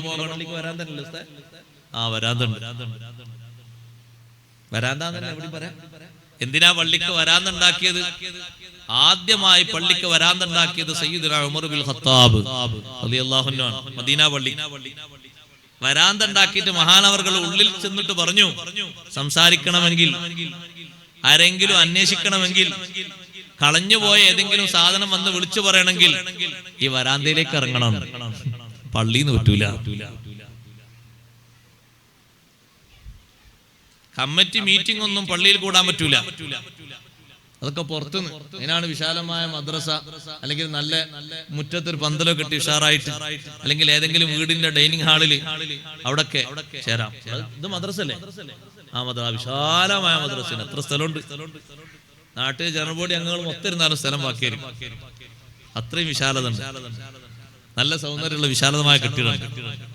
അപശബ്ദങ്ങൾ വല്ലതും വരാൻ സാധ്യതയുണ്ടായേക്കാവുന്ന ഒരു മീറ്റിംഗും നടക്കാൻ പാടില്ല. പള്ളിയെ കാത്തു സൂക്ഷിക്കേണ്ടതാണ്. പലയിടത്തും ശബ്ദങ്ങൾ ഉയർന്നുപോയി, പള്ളിയിൽ ഭൗതിക സംസാരങ്ങൾ ഉയർന്നുപോയി. നഊദുബില്ലാഹ്. പലരോടും ചോദ്യം ചെയ്യപ്പെടാൻ പറ്റാത്ത രൂപത്തിലായി പോയി. ചോദിച്ചുമ്പോഴേക്ക് മറുചോദ്യം വരെയാണ്. അത്ര കണ്ട് ബഹുമാനിക്കേണ്ടതാണ് പള്ളി. പള്ളിയിൽ രണ്ടുപേര് ഉയർന്ന ശബ്ദം അങ്ങോട്ടും ഇങ്ങോട്ടും ശബ്ദിക്കുമ്പോ നബി സല്ലല്ലാഹു അലൈഹി വസല്ലം ഒന്ന് വിരി നീക്കിയിട്ട് നോക്കി, ആരാണ് ഈ ശബ്ദിക്കുന്നത്? ഒന്ന് ബഹുമാനപ്പെട്ട കഅബ് ബിൻ മാലിക് റളിയല്ലാഹു അൻഹു ആണ്. മറ്റൊന്ന് ഇബ്നു ഹദ്റദ് എന്ന് പറയുന്ന മനുഷ്യനാണ്. എന്തേ കഅബെ ഇങ്ങനെ ഒച്ചുണ്ടാക്കുന്നത്? കഅബ് റളിയല്ലാഹു അൻഹു പറഞ്ഞു, നബിയേ, ഈ മനുഷ്യനിക്ക് കടം തരാനുണ്ട്, തരുന്നില്ല. ടൈമൊക്കെ കഴിഞ്ഞുപോയി, ഏത് തരാത്തതെന്താന്ന് ഞാൻ ചോദിച്ചപ്പോ അയാൾ പറഞ്ഞ മറുപടി ശരിയാതാക്കുമ്പോ എന്റെ സൗണ്ട് കൂടി പോയതാണ്. ഹബീബ് സല്ലല്ലാഹു അലൈഹി വസല്ലം നിങ്ങൾ പെട്ടെന്ന് ഇറങ്ങി വന്ന് ആ പ്രശ്നം രമ്യമായി പരിഹരിച്ചിട്ട് പറഞ്ഞു, കഅബേ, നിങ്ങൾ കടം കൊടുത്തു ശരിയാണ്, അവനൊരു പാവമല്ലേ, ഒന്ന് പകുതി നിങ്ങൾ വിട്ടുകൊടുക്കുമോ? കഅബ് റളിയല്ലാഹു അൻഹു പറഞ്ഞു, തങ്ങൾ പറഞ്ഞത് കൊണ്ട് പകുതി ഞാൻ വിട്ടുകൊടുത്തു. ഇബ്നു ഹദ്റദിനോട് പറഞ്ഞു, പെട്ടെന്ന് പോയിട്ട് ബാക്കി പകുതി വീട്ടിയേക്കണം. ആ പ്രശ്നം രമ്യമായി പരിഹരിച്ച് തങ്ങൾ അവരെ പുറത്തിറക്കി വിട്ടു. പള്ളിയിൽ നിന്ന് സംസാരിക്കുന്നത് അത്രയും ഗൗരവത്തോടെ കണ്ടിരുന്നു. എത്ര നിസ്സാരമായിട്ടാണ് പലപ്പോഴും ഇത് കാണുന്നത്. എന്തെങ്കിലും സംസാരിക്കാനുണ്ടെങ്കിൽ ദീനിയായ കാര്യങ്ങൾ പറയാം, അതിന് പള്ളി വേണം. ദർസ് നടത്താനും പഠിപ്പിക്കാനും പഠിപ്പിക്കാനും അതൊക്കെ ദീനിന്റെ ഉപകാരപ്രദമായതാണ്. ഭൗതിക വിഷയങ്ങൾ പറയാൻ അതിന് പള്ളിയുടെ പുറത്തേക്ക് ഇറങ്ങണം. പക്ഷേ ആ രൂപത്തിലുള്ള അവസ്ഥകളൊക്കെ കണ്ടു കഴിഞ്ഞു. നബി സല്ലല്ലാഹു അലൈഹി വസല്ലം പറയുന്നു, സാദൽ ഖബീലത ഫാസിഖുഹും, അതെ, ഒരു പ്രദേശത്തിന്, ഒരു നാടിന് നേതൃത്വം വഹിക്കുന്നത് ഫാസിഖുഹും, അവരിലെ ഫാസിഖായി വന്നാൽ നേതൃത്വം വഹിക്കേണ്ടത് ആരാണ്? ദീനിയായ നിലക്ക് ഇൽമും അമലും ഉള്ള ആളാണ് നേതൃസ്ഥാനത്ത് നിൽക്കേണ്ടത്. ഫാസിഖീങ്ങൾ നേതാക്കളായി വരരുത്. നിസ്കരിക്കാത്ത, നോമ്പ് നോൽക്കാത്ത, ജുമുഅക്ക് വരാത്ത, സാമ്പത്തിക ഭദ്രത മാത്രം ഉള്ള ആള്, അവര് ദീനിന്റെ നേതൃസ്ഥാനത്ത് വരരുത്. നേതൃസ്ഥാനത്ത് വരേണ്ടത് ഇൽമും അമലും തഖ്വയും ഉള്ളവരാണ്. അങ്ങനെയാണ് അതിന് മുൻഗണന കൊടുക്കേണ്ടത്. പലയിടത്തും ഈ വിഷയം പേടിയിലാണ് പല ആളുകളും. സാദൽ ഖബീലത ഫാസിഖുഹും വകാന സഈമുൽ ഖൗമി അർദലഹും, കുടുംബത്തിന്റെ തലവനോ അതേ ഏറ്റവും അധികം താഴ്ന്ന സ്വഭാവം വെച്ചു പുലർത്തുന്ന ആളായി മാറിയാൽ പലയിടത്തും അതും കാണാനുണ്ട്. ലഹറത്തിൽ ഖൈനാതു, ലഹറത്തിൽ ഖൈനാതു വൽ മആസിഫു. ഹബീബ് സല്ലല്ലാഹു അലൈഹി വസല്ലം പറഞ്ഞത് എത്ര വെളിവായി സഹോദരങ്ങളെ. ലഹറത്തിൽ ഖൈനാതു, നൃത്തം വെക്കുന്ന പെൺകുടികൾ പരസ്യമായി രംഗത്ത് വന്നാൽ. മുമ്പുണ്ടായിരുന്നോ നാട്ടില് കല്യാണത്തിനും, ഇവിടെ കല്യാണത്തിന് വേറെന്തൊരു പേരുണ്ടല്ലോ, മൈലാഞ്ചി എന്നല്ലേ? ആ മൈലാഞ്ചിക്കും സൽക്കാരത്തിനും ഇനി അതോടനുബന്ധിച്ചുള്ള വേറെ ഏതും സദ്യയോടായാലും നൃത്തം വെക്കുന്ന പെണ്ണുങ്ങൾ ഇത്ര പരസ്യമായിട്ട്. എന്തേ പെണ്ണുങ്ങൾ അങ്ങനെ പറയാൻ കാരണം? പെണ്ണുങ്ങൾ ആ സ്വഭാവത്തിൽ ഏറ്റവും കൂടുതൽ മുഴുകി. നിങ്ങൾ ഈ റോട്ടിൽ, മെയിൻ റോട്ടിൽ നിന്ന് ഇറങ്ങി നിൽക്കി, രാവിലെ മുതൽ വൈകുന്നേരം വരെ പോകുന്ന ടൂറിസ്റ്റ് ബസ്സുകളെ ഒന്ന് എണ്ണ എടുത്തിട്ടൊന്ന് ഫോട്ടോ പകർത്തി അതിന്റെ ഉള്ളിൽ നൃത്തം വെക്കുന്ന നർത്തകികളെ കാണാൻ പറ്റും. നല്ല തട്ടമിട്ട് നൃത്തം വെക്കുന്ന നർത്തകിമാരെ. ടൂറിസ്റ്റ് കേന്ദ്രങ്ങളിലൊക്കെ പോയി നോക്കി, കുട്ടിപ്പാട്ട് നടത്തിയിട്ട് ഫോട്ടോ എടുക്കുന്ന, നൃത്തം വെക്കുന്ന ആളുകളെ കാണാം പരസ്യമായിട്ട്. ഒരു പ്രശ്നവുമില്ല, ഒരു ഹയാ ഇല്ല. ഹയാഇന്റെ മറകളൊക്കെ നീങ്ങിപ്പോയി. ലഹറത്തിൽ ഖൈനാത്ത്.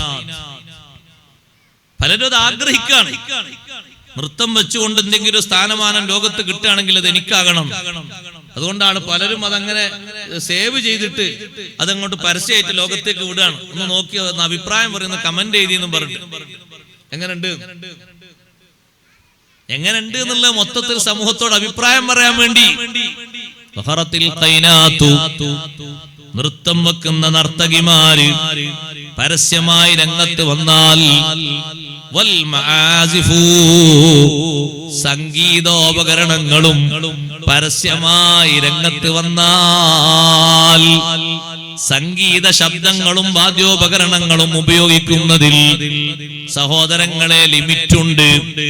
ഇസ്ലാമിന് സന്തോഷിക്കാൻ ഒരു മുട്ടും കൊട്ടുമുണ്ട്. കണ്ടില്ലേ നിങ്ങൾ ചെറിയ മക്കൾ നേരത്തെ മുട്ടിയത്? അത് സുന്നത്താണ്, വരവേൽപ്പിന് സുന്നത്താണ്. അഷ്റഫുൽ ഖൽഖ് സയ്യിദുനാ റസൂലുള്ളാഹി സ്വല്ലല്ലാഹു അലൈഹി വസല്ലം അതേ മുട്ട് കല്യാണത്തിൽ മുട്ടിച്ചിട്ടുണ്ട്. ദഫ് മുട്ട് എന്നാണ് അതിന്റെ പേര്. ദഫ് മുട്ട് ഉണ്ട്, അത് സുന്നത്താണ്. ആഘോഷങ്ങളിലും കല്യാണങ്ങളിലും ഒക്കെ അത് സുന്നത്താണ്.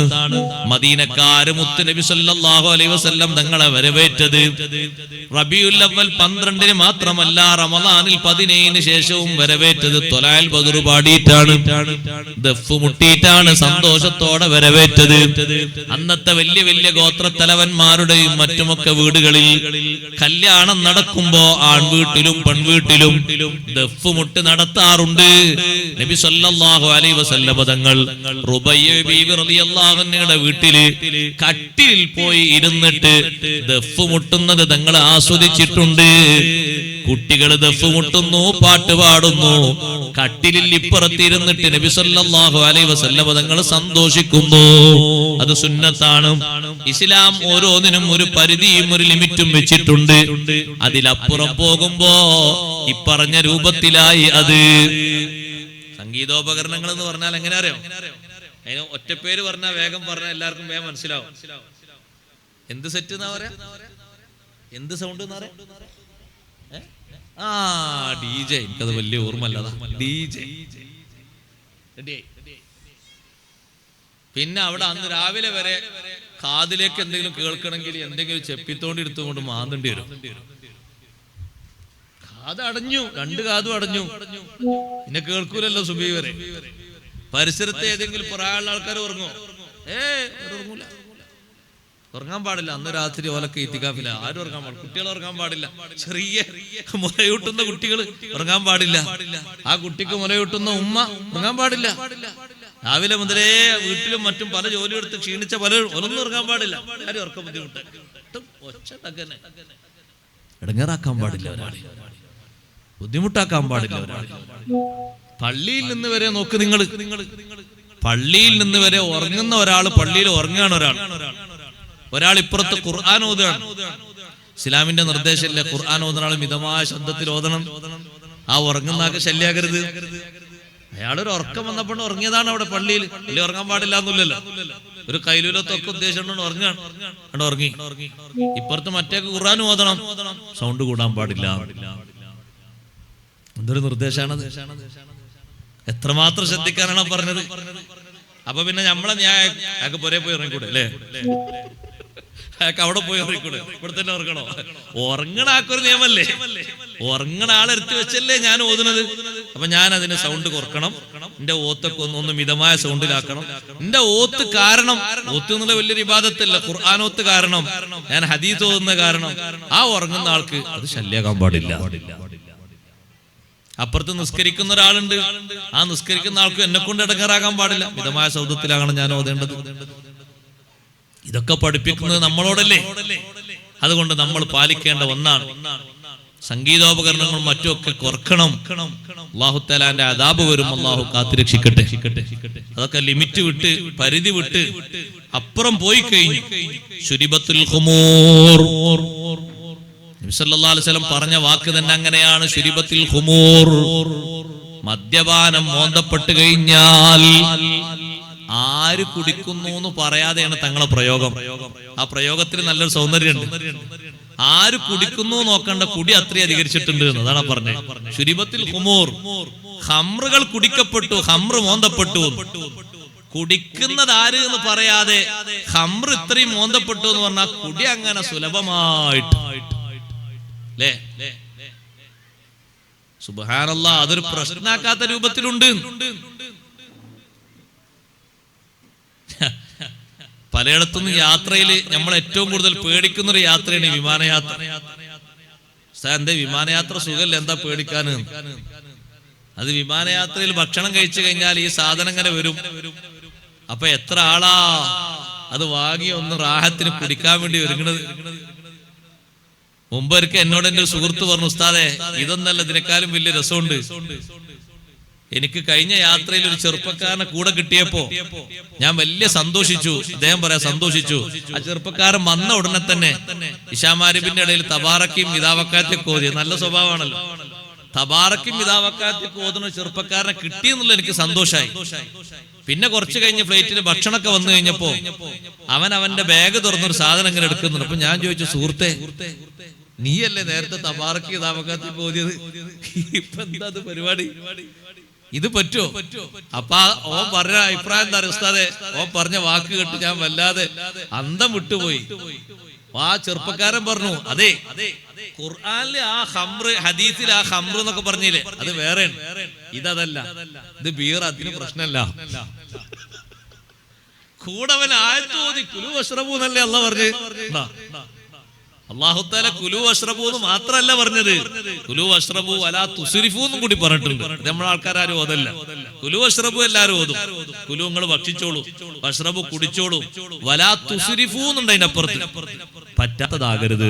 ഒരു തഫ്സീർ അങ്ങനെ, വലാ തുസ്രിഫൂ, അക്കടിക്കുന്നതും കുടിക്കുന്നതും അന്യമാകരുത്, ഹറാമായതാകരുത്, പരിധി വിട്ടാകരുത്. ഇങ്ങനൊക്കെ വ്യാഖ്യാനങ്ങളുണ്ട്. കുലു വശ്റബൂ എന്ന് മാത്രം ഓതിയാ പോരാ, കുലു വശ്റബൂ വലാ തുസ്രിഫൂ, പറ്റുന്നതേ ആകാവൂ കുടിക്കുന്നതും കഴിക്കുന്നതൊക്കെ. എന്നിട്ട് അയാളങ്ങ് കുടിച്ചു, ബോധവും കെട്ട് അങ്ങനെ ആ സുഖത്തിൽ അങ്ങനെ കഴിയാണ്. അപ്പൊ അത്രയും വിഷയമല്ലാത്ത രൂപത്തിൽ പരന്നുപോയി.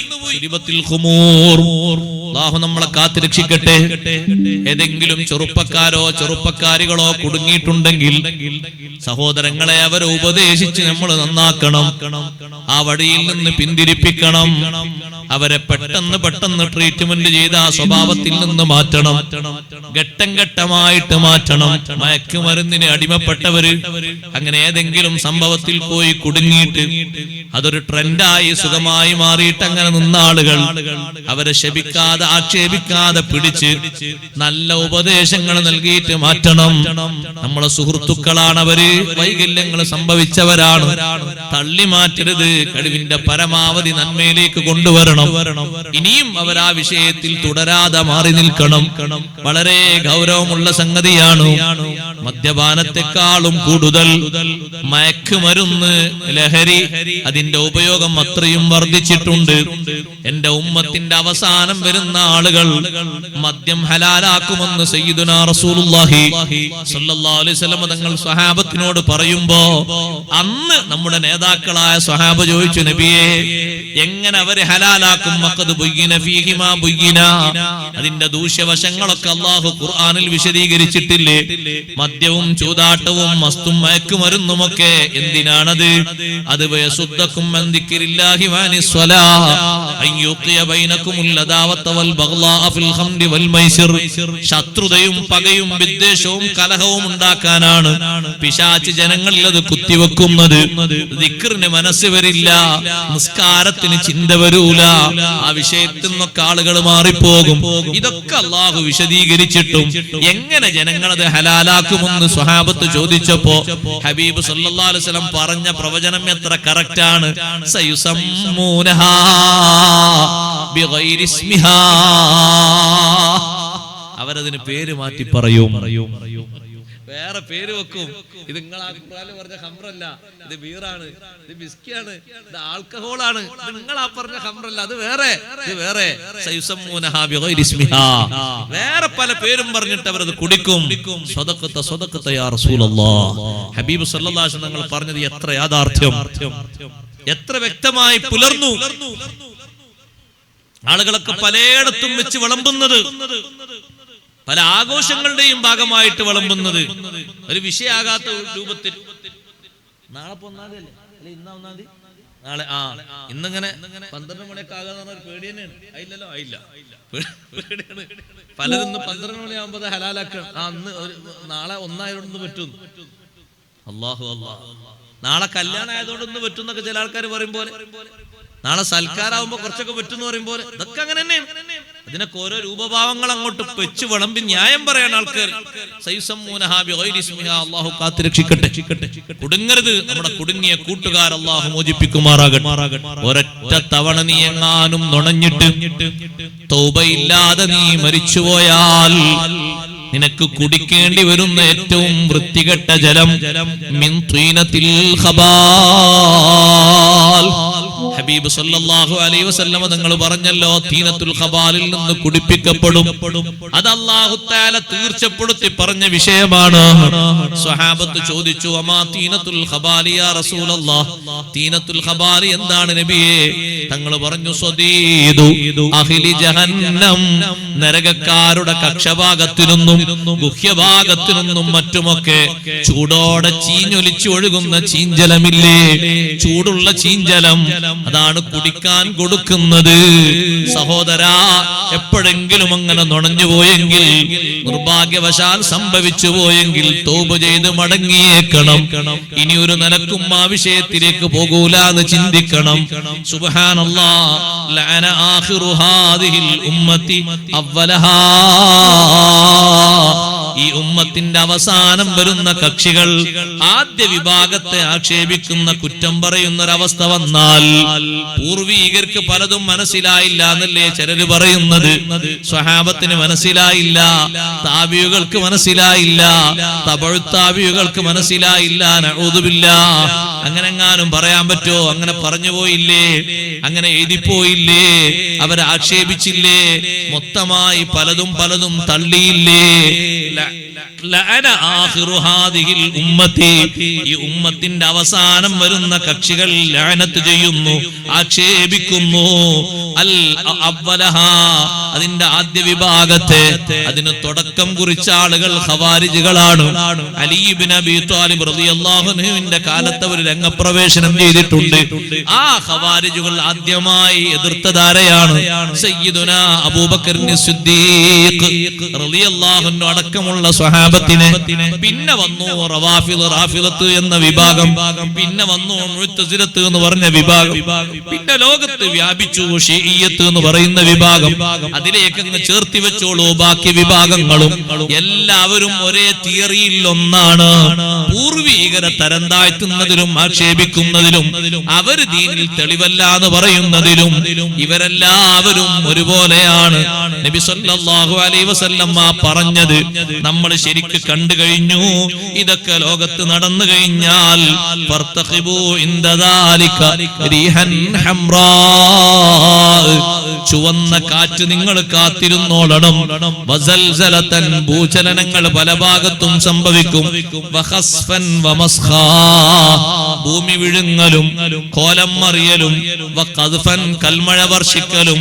വആയാത്തിൻ തതാബു കനിളാമിൻ ഖുതിയ സിൽകുഹു ഫതതാബ, ഒരു മാലയിൽ നിന്ന് നൂലറ്റിട്ട് മണികൾ വീണുപോകും പോലെ തുടരെ തുടരെ വരുന്ന ദൃഷ്ടാന്തങ്ങൾ പലതും നിങ്ങൾ കാത്തിരുന്നോളണം.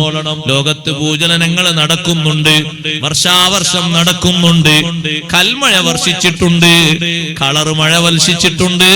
നമ്മുടെ നാട്ടിൽ തന്നെ പലയിടത്തും അങ്ങനെ സംഭവിച്ചിട്ടുണ്ട്. ഭൂമി ചലനങ്ങൾ, ഭൂമി വിഴുങ്ങലുകൾ, കോലം മറിയലുകൾ ഇതെല്ലാം സംഭവിക്കുന്നു. എന്തേ സംഭവിക്കാനുള്ള കാരണം? ഈ അടയാളങ്ങളൊക്കെ ഈ ഉമ്മത്ത് സ്വീകരിച്ചു കഴിഞ്ഞാൽ ഈ ഉമ്മത്തിന്റെ നാശത്തിലേക്ക് അതൊരു സൂചനയാണ്. പലപ്പോഴും പലയിടത്തും അങ്ങനെ വാണിങ്ങുകൾ തരുമ്പോ അതിന്റെ അർത്ഥം നമ്മൾ നന്നാകണം എന്നാണ്, നമ്മൾ മാറണം എന്നാണ്.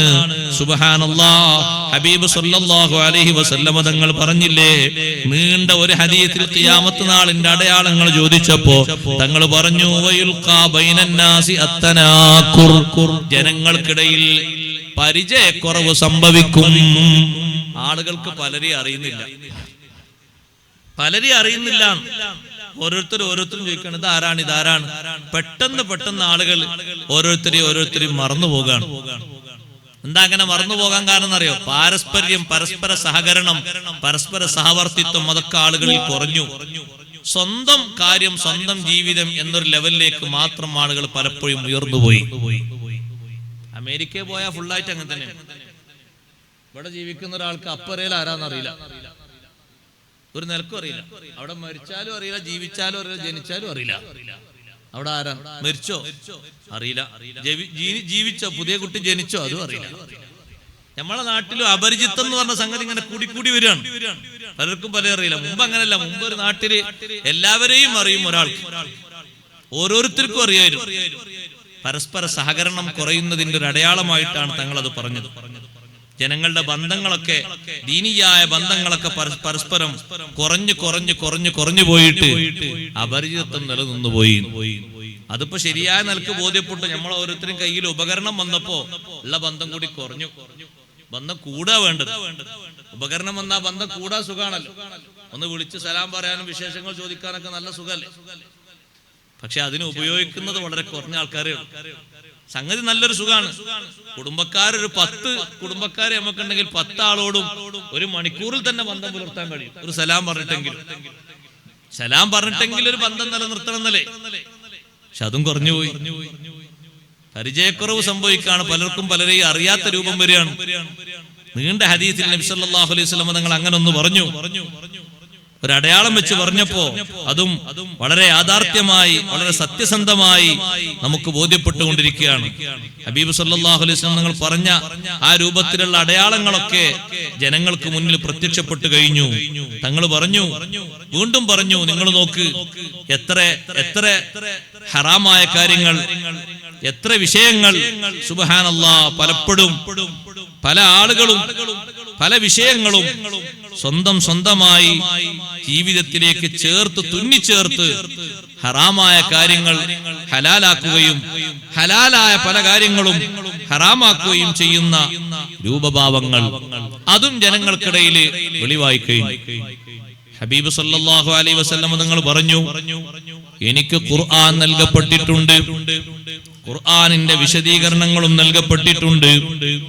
അതുകൊണ്ട് നിങ്ങളോട് ഞാൻ പറയട്ടെ, അലൈക്കും ബിഹാദൽ ഖുർആൻ, നിങ്ങൾ ഈ ഖുർആനും അതിന്റെ വിശദീകരണവും മുന്നിട്ട് സ്വീകരിച്ചുകൊണ്ട് മുന്നോട്ട് പോകണം. ഫമാ വജത്തും ഫീഹി മിൻ ഹലാൽ, ഹലാലായി നിങ്ങൾ അതിൽ നിന്ന് മനസ്സിലാക്കുന്നത് പണ്ഡിതന്മാര് സ്വഹാബത്തിൽ നിന്നും താബീങ്ങളിൽ നിന്നും മനസ്സിലാക്കി പകർത്തി തരുന്നത് ഫാഹില്ലുഹു, നിങ്ങളത് ഹലാലായി സ്വീകരിക്കണം. വമാ വജത്തും ഫീഹി മിൻ ഹറാമിൻ, അതിൽ ഹറാമായ ഏതെങ്കിലും കാര്യങ്ങൾ നിങ്ങൾ കാണുന്നുണ്ടോ, ഫഹർരിമൂഹു, അതിനെ ഹറാമായി സ്വീകരിക്കണം. വഇന്നമാ ഹറമ റസൂലുള്ളാഹി സ്വല്ലല്ലാഹു അലൈഹി വസല്ലം, അല്ലാഹുവിന്റെ റസൂൽ ഹറാമാക്കിയ വിഷയം കമാ ഹറമല്ലാഹ്, അല്ലാഹ് ഹറാമാക്കിയതുപോലെ തന്നെയാണ്. ഖുർആനിലൂടെ അല്ലാഹു തആല പറഞ്ഞതിന്റെ വിശദീകരണമാണ് നബി സല്ലല്ലാഹു അലൈഹി വസല്ലം തങ്ങൾ പഠിപ്പിച്ചു തന്നത്. നിങ്ങൾ നോക്ക്, ഖുർആനിൽ വ്യക്തമായി ഹറാമാക്കിയ സംഗതികളോടനുബന്ധിച്ച് തങ്ങൾ വിശദീകരിച്ചൊരു ഹറാമാണ് സുബ്ഹാനല്ലാഹ് റിശ്വത്ത് എന്ന് പറയുന്നത്. അതും പരസ്യമായി ജനങ്ങൾക്കിടയിൽ വിഷയമല്ലാത്ത രൂപത്തിൽ പൊങ്ങിപ്പോയി. റിശ്വത്ത് എന്ന് പറഞ്ഞാൽ കൈക്കൂലി എന്നാണ് അർത്ഥം. ന്യായമായും നമുക്ക് ലഭിക്കേണ്ടതില്ലാത്ത ഒരു സംഗതി അങ്ങനെ ആയി കിട്ടാൻ വേണ്ടി നൽകുന്ന കൂലി, അല്ലെങ്കിൽ കൂലി നൽകേണ്ടതില്ലാത്ത ഒരു വിഷയത്തിന് കൂലി ഒപ്പിച്ചുകൊണ്ട് ഉണ്ടാക്കിയെടുക്കുന്ന ഒരു വേല, ഒരു ന്യായമായ ഒരു വിഷയം നമുക്ക് അവകാശപ്പെട്ടതല്ല, അത് അവകാശമാക്കി എടുക്കണം. വേറൊരാൾക്ക് അവകാശപ്പെട്ടത് അയാൾക്ക് അവകാശമില്ലാതെയാക്കി എടുക്കണം. ഇങ്ങനെ സ്വന്തത്തിലേക്കും മറ്റുള്ളതൊന്ന് തിരുത്താനും നിയമപരമായിട്ട് എതിർപ്പുള്ള സംഗതി നടപ്പിലായി വരാൻ കൊടുക്കുന്ന കൂലിയാണ് കൈക്കൂലി. ഉദാഹരണമായി പറഞ്ഞാൽ, ഞാൻ പഠിച്ച് എത്രയോ കാലം പഠിച്ച് റെഡിയായി, ആ പഠിച്ച് പരീക്ഷ എഴുതി കിട്ടേണ്ട ഒരു സ്ഥാനമാണ് ഡോക്ടറേറ്റ് എന്ന് നിങ്ങൾ കൂട്ടിക്കോളൂ. അങ്ങനത്തെ ഡോക്ടറേറ്റ് ഉണ്ട്. അല്ലാതെ ചില ഡോക്ടറേറ്റ് ഉണ്ട്, അത് വേറെയാണ്. അത് ബഹുമാനത്തിന് പല രൂപത്തിലും കൊടുക്കുന്നതാണ്. ഇതങ്ങനെയല്ല. ജനങ്ങളെ ചികിത്സിക്കാനും പരിശോധിക്കാനും ഒരു ഡോക്ടറേറ്റ് വാങ്ങുകയാണ്. സുബ്ഹാനല്ലാഹ്, അവിടെ പഠിക്കാനൊന്നും ആകൂല, പക്ഷേ സർട്ടിഫിക്കറ്റ് കിട്ടണം, മേൽവിലാസവും കിട്ടണം. അതിന് ചോദിക്കുന്ന കൂലി അത്രയും കൊടുക്കുന്നത്, അവിഹിതമായ രൂപത്തിലുള്ള ഈ സർട്ടിഫിക്കറ്റ് വാങ്ങാൻ വേണ്ടി ചെലവഴിക്കുന്നത് സുബ്ഹാനല്ലാഹ്, അത് കൈക്കൂലിയാണ്. ഞാനൊരു മുതലാളിയാണ്, പക്ഷേ ഒരു ഭാഗത്ത് നിന്ന് എനിക്ക് നല്ലൊരു ഫണ്ട് വരാനുണ്ട്. അതിന് ഞാൻ ഫക്കീറായി മാറണം. എന്നെ ഫക്കീറാക്കിയിട്ടൊരു സർട്ടിഫിക്കറ്റ് മറ്റയാൾ തരണം. മുതലാളിയായി എന്നെ ഫക്കീറാക്കിയിട്ടൊരു സർട്ടിഫിക്കറ്റ് തരാൻ വേണ്ടി ആൾക്ക് കൊടുക്കുന്ന കൂലി, ആ കൂലിന്റെ പേരും കൈക്കൂലിയാണ്. ഇപ്പൊ മുതലാളി എന്ന് പറഞ്ഞാല് ആ ഒരു സമ്പന്നൻ എന്ന് പറഞ്ഞാൽ ആ ഫണ്ട് ഇങ്ങോട്ട് വരൂല, കാരണം അത് ഇത്രയും വരുമാനമുള്ളവർക്കാണ്. അപ്പൊ ഞാൻ ആരായി മാറണം? ഞാനൊരു ഫക്കീറായി മാറണം. ഉദാഹരണം പറഞ്ഞാൽ വേഗം മനസ്സിലാവും, പെട്ടെന്ന് മനസ്സിലാവും. കൂടുതൽ അരി കിട്ടാനുള്ള ഒരു കാർഡ് കിട്ടണം എനിക്ക്. നിയമപരമായിട്ട് നോക്കുമ്പോ കൂടുതൽ അരി വാങ്ങാൻ ചാൻസ് ഇല്ല. കുറഞ്ഞ അരി കിട്ടുന്ന കാർഡ് വെള്ള.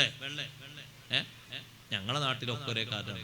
കൂടുതലൊരു ഭാഗത്ത് ഇവിടെ വെള്ളല്ലേ, വെള്ള. ഇയാൾക്ക് വെള്ള അർഹത ഉള്ളു, നിയമപരമായിട്ട് അതേ കിട്ടേണ്ടേ ഉള്ളൂ. പക്ഷെ അയാൾക്ക് മിസ്കീനാകണം, ഫക്കീറാണ്. അതിനെ ചേർക്കാൻ വന്ന ആൾക്ക് 1000, 2000, 5000 ഇന്നൊന്ന് ഫക്കീറാക്കി തരും, കൈക്കൂലിയാണ്. 1 രൂപ 50 പൈസ 25 പൈസ 5 പൈസ കൊടുത്താലും ശരി കൈക്കൂലിയാണ്, ഹറാമാണ്. അതൊരു വിഷയമില്ലാത്ത രൂപത്തിലല്ലേ ഒഴുകുന്നത്. അതൊരു വിഷയമില്ലാത്ത രൂപത്തിലല്ലേ അപ്പുറത്ത് സ്വീകരിക്കുന്ന ആള് സ്വീകരിക്കുന്നത്, കൊടുക്കുന്ന ആള് കൊടുക്കുന്നത്. ഇതാരാ ഹറാമാക്കിയത്? നബി സല്ലല്ലാഹു അലൈഹി വസല്ലം ഹറാമാക്കിയ വിഷയമാണ്. അല്ലാഹുവിന്റെ റസൂൽ ഹറാമാക്കിയതൊക്കെ ഖുർആനിൽ ഇല്ലല്ലോ എന്ന് പറഞ്ഞ് തള്ളാൻ പാടില്ല. അത് നബി സല്ലല്ലാഹു അലൈഹി വസല്ലം തങ്ങൾ നിഷിദ്ധമാക്കിയത് അതേ അല്ലാഹു തആല ഹറാമാക്കിയതാണ്. അല്ലാഹ് ഹറാമാക്കിയതൊക്കെ നബി സല്ലല്ലാഹു അലൈഹി വസല്ലം തങ്ങളും ഹറാമാക്കിയതാണ്. ഖുർആനിൽ ഇല്ലല്ലോ എന്ന് പറഞ്ഞത് തള്ളിക്കളയാൻ പാടില്ല.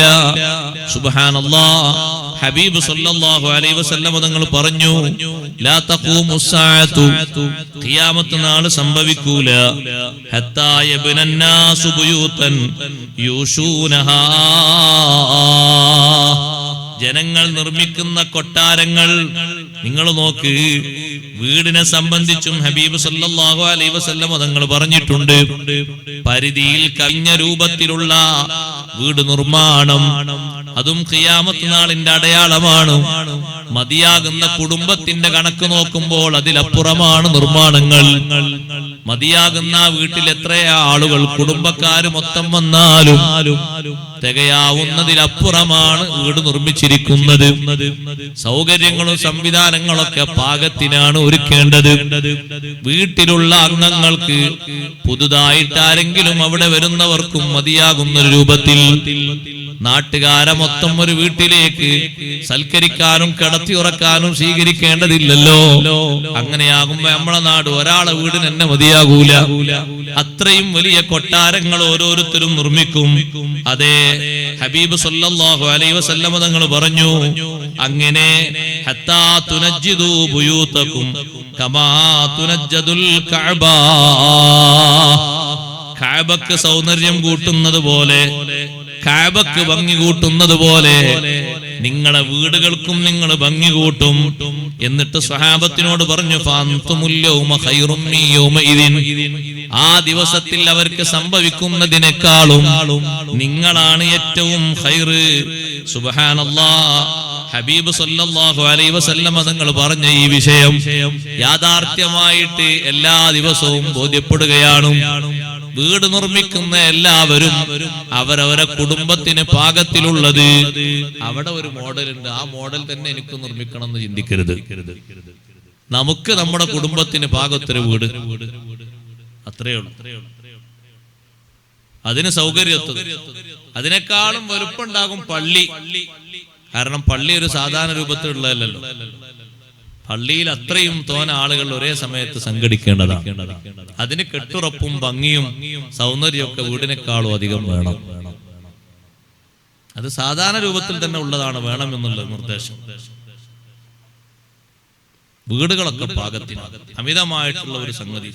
ചില വീടുകളിലൊക്കെ കാണാം, വീടിന്റെ 4 ഭാഗത്തും, എന്താ അതിന് പറയാ, 4 ഭാഗത്തും കാറ്റ് കൊള്ളാനിരിക്കുന്ന സ്ഥലം.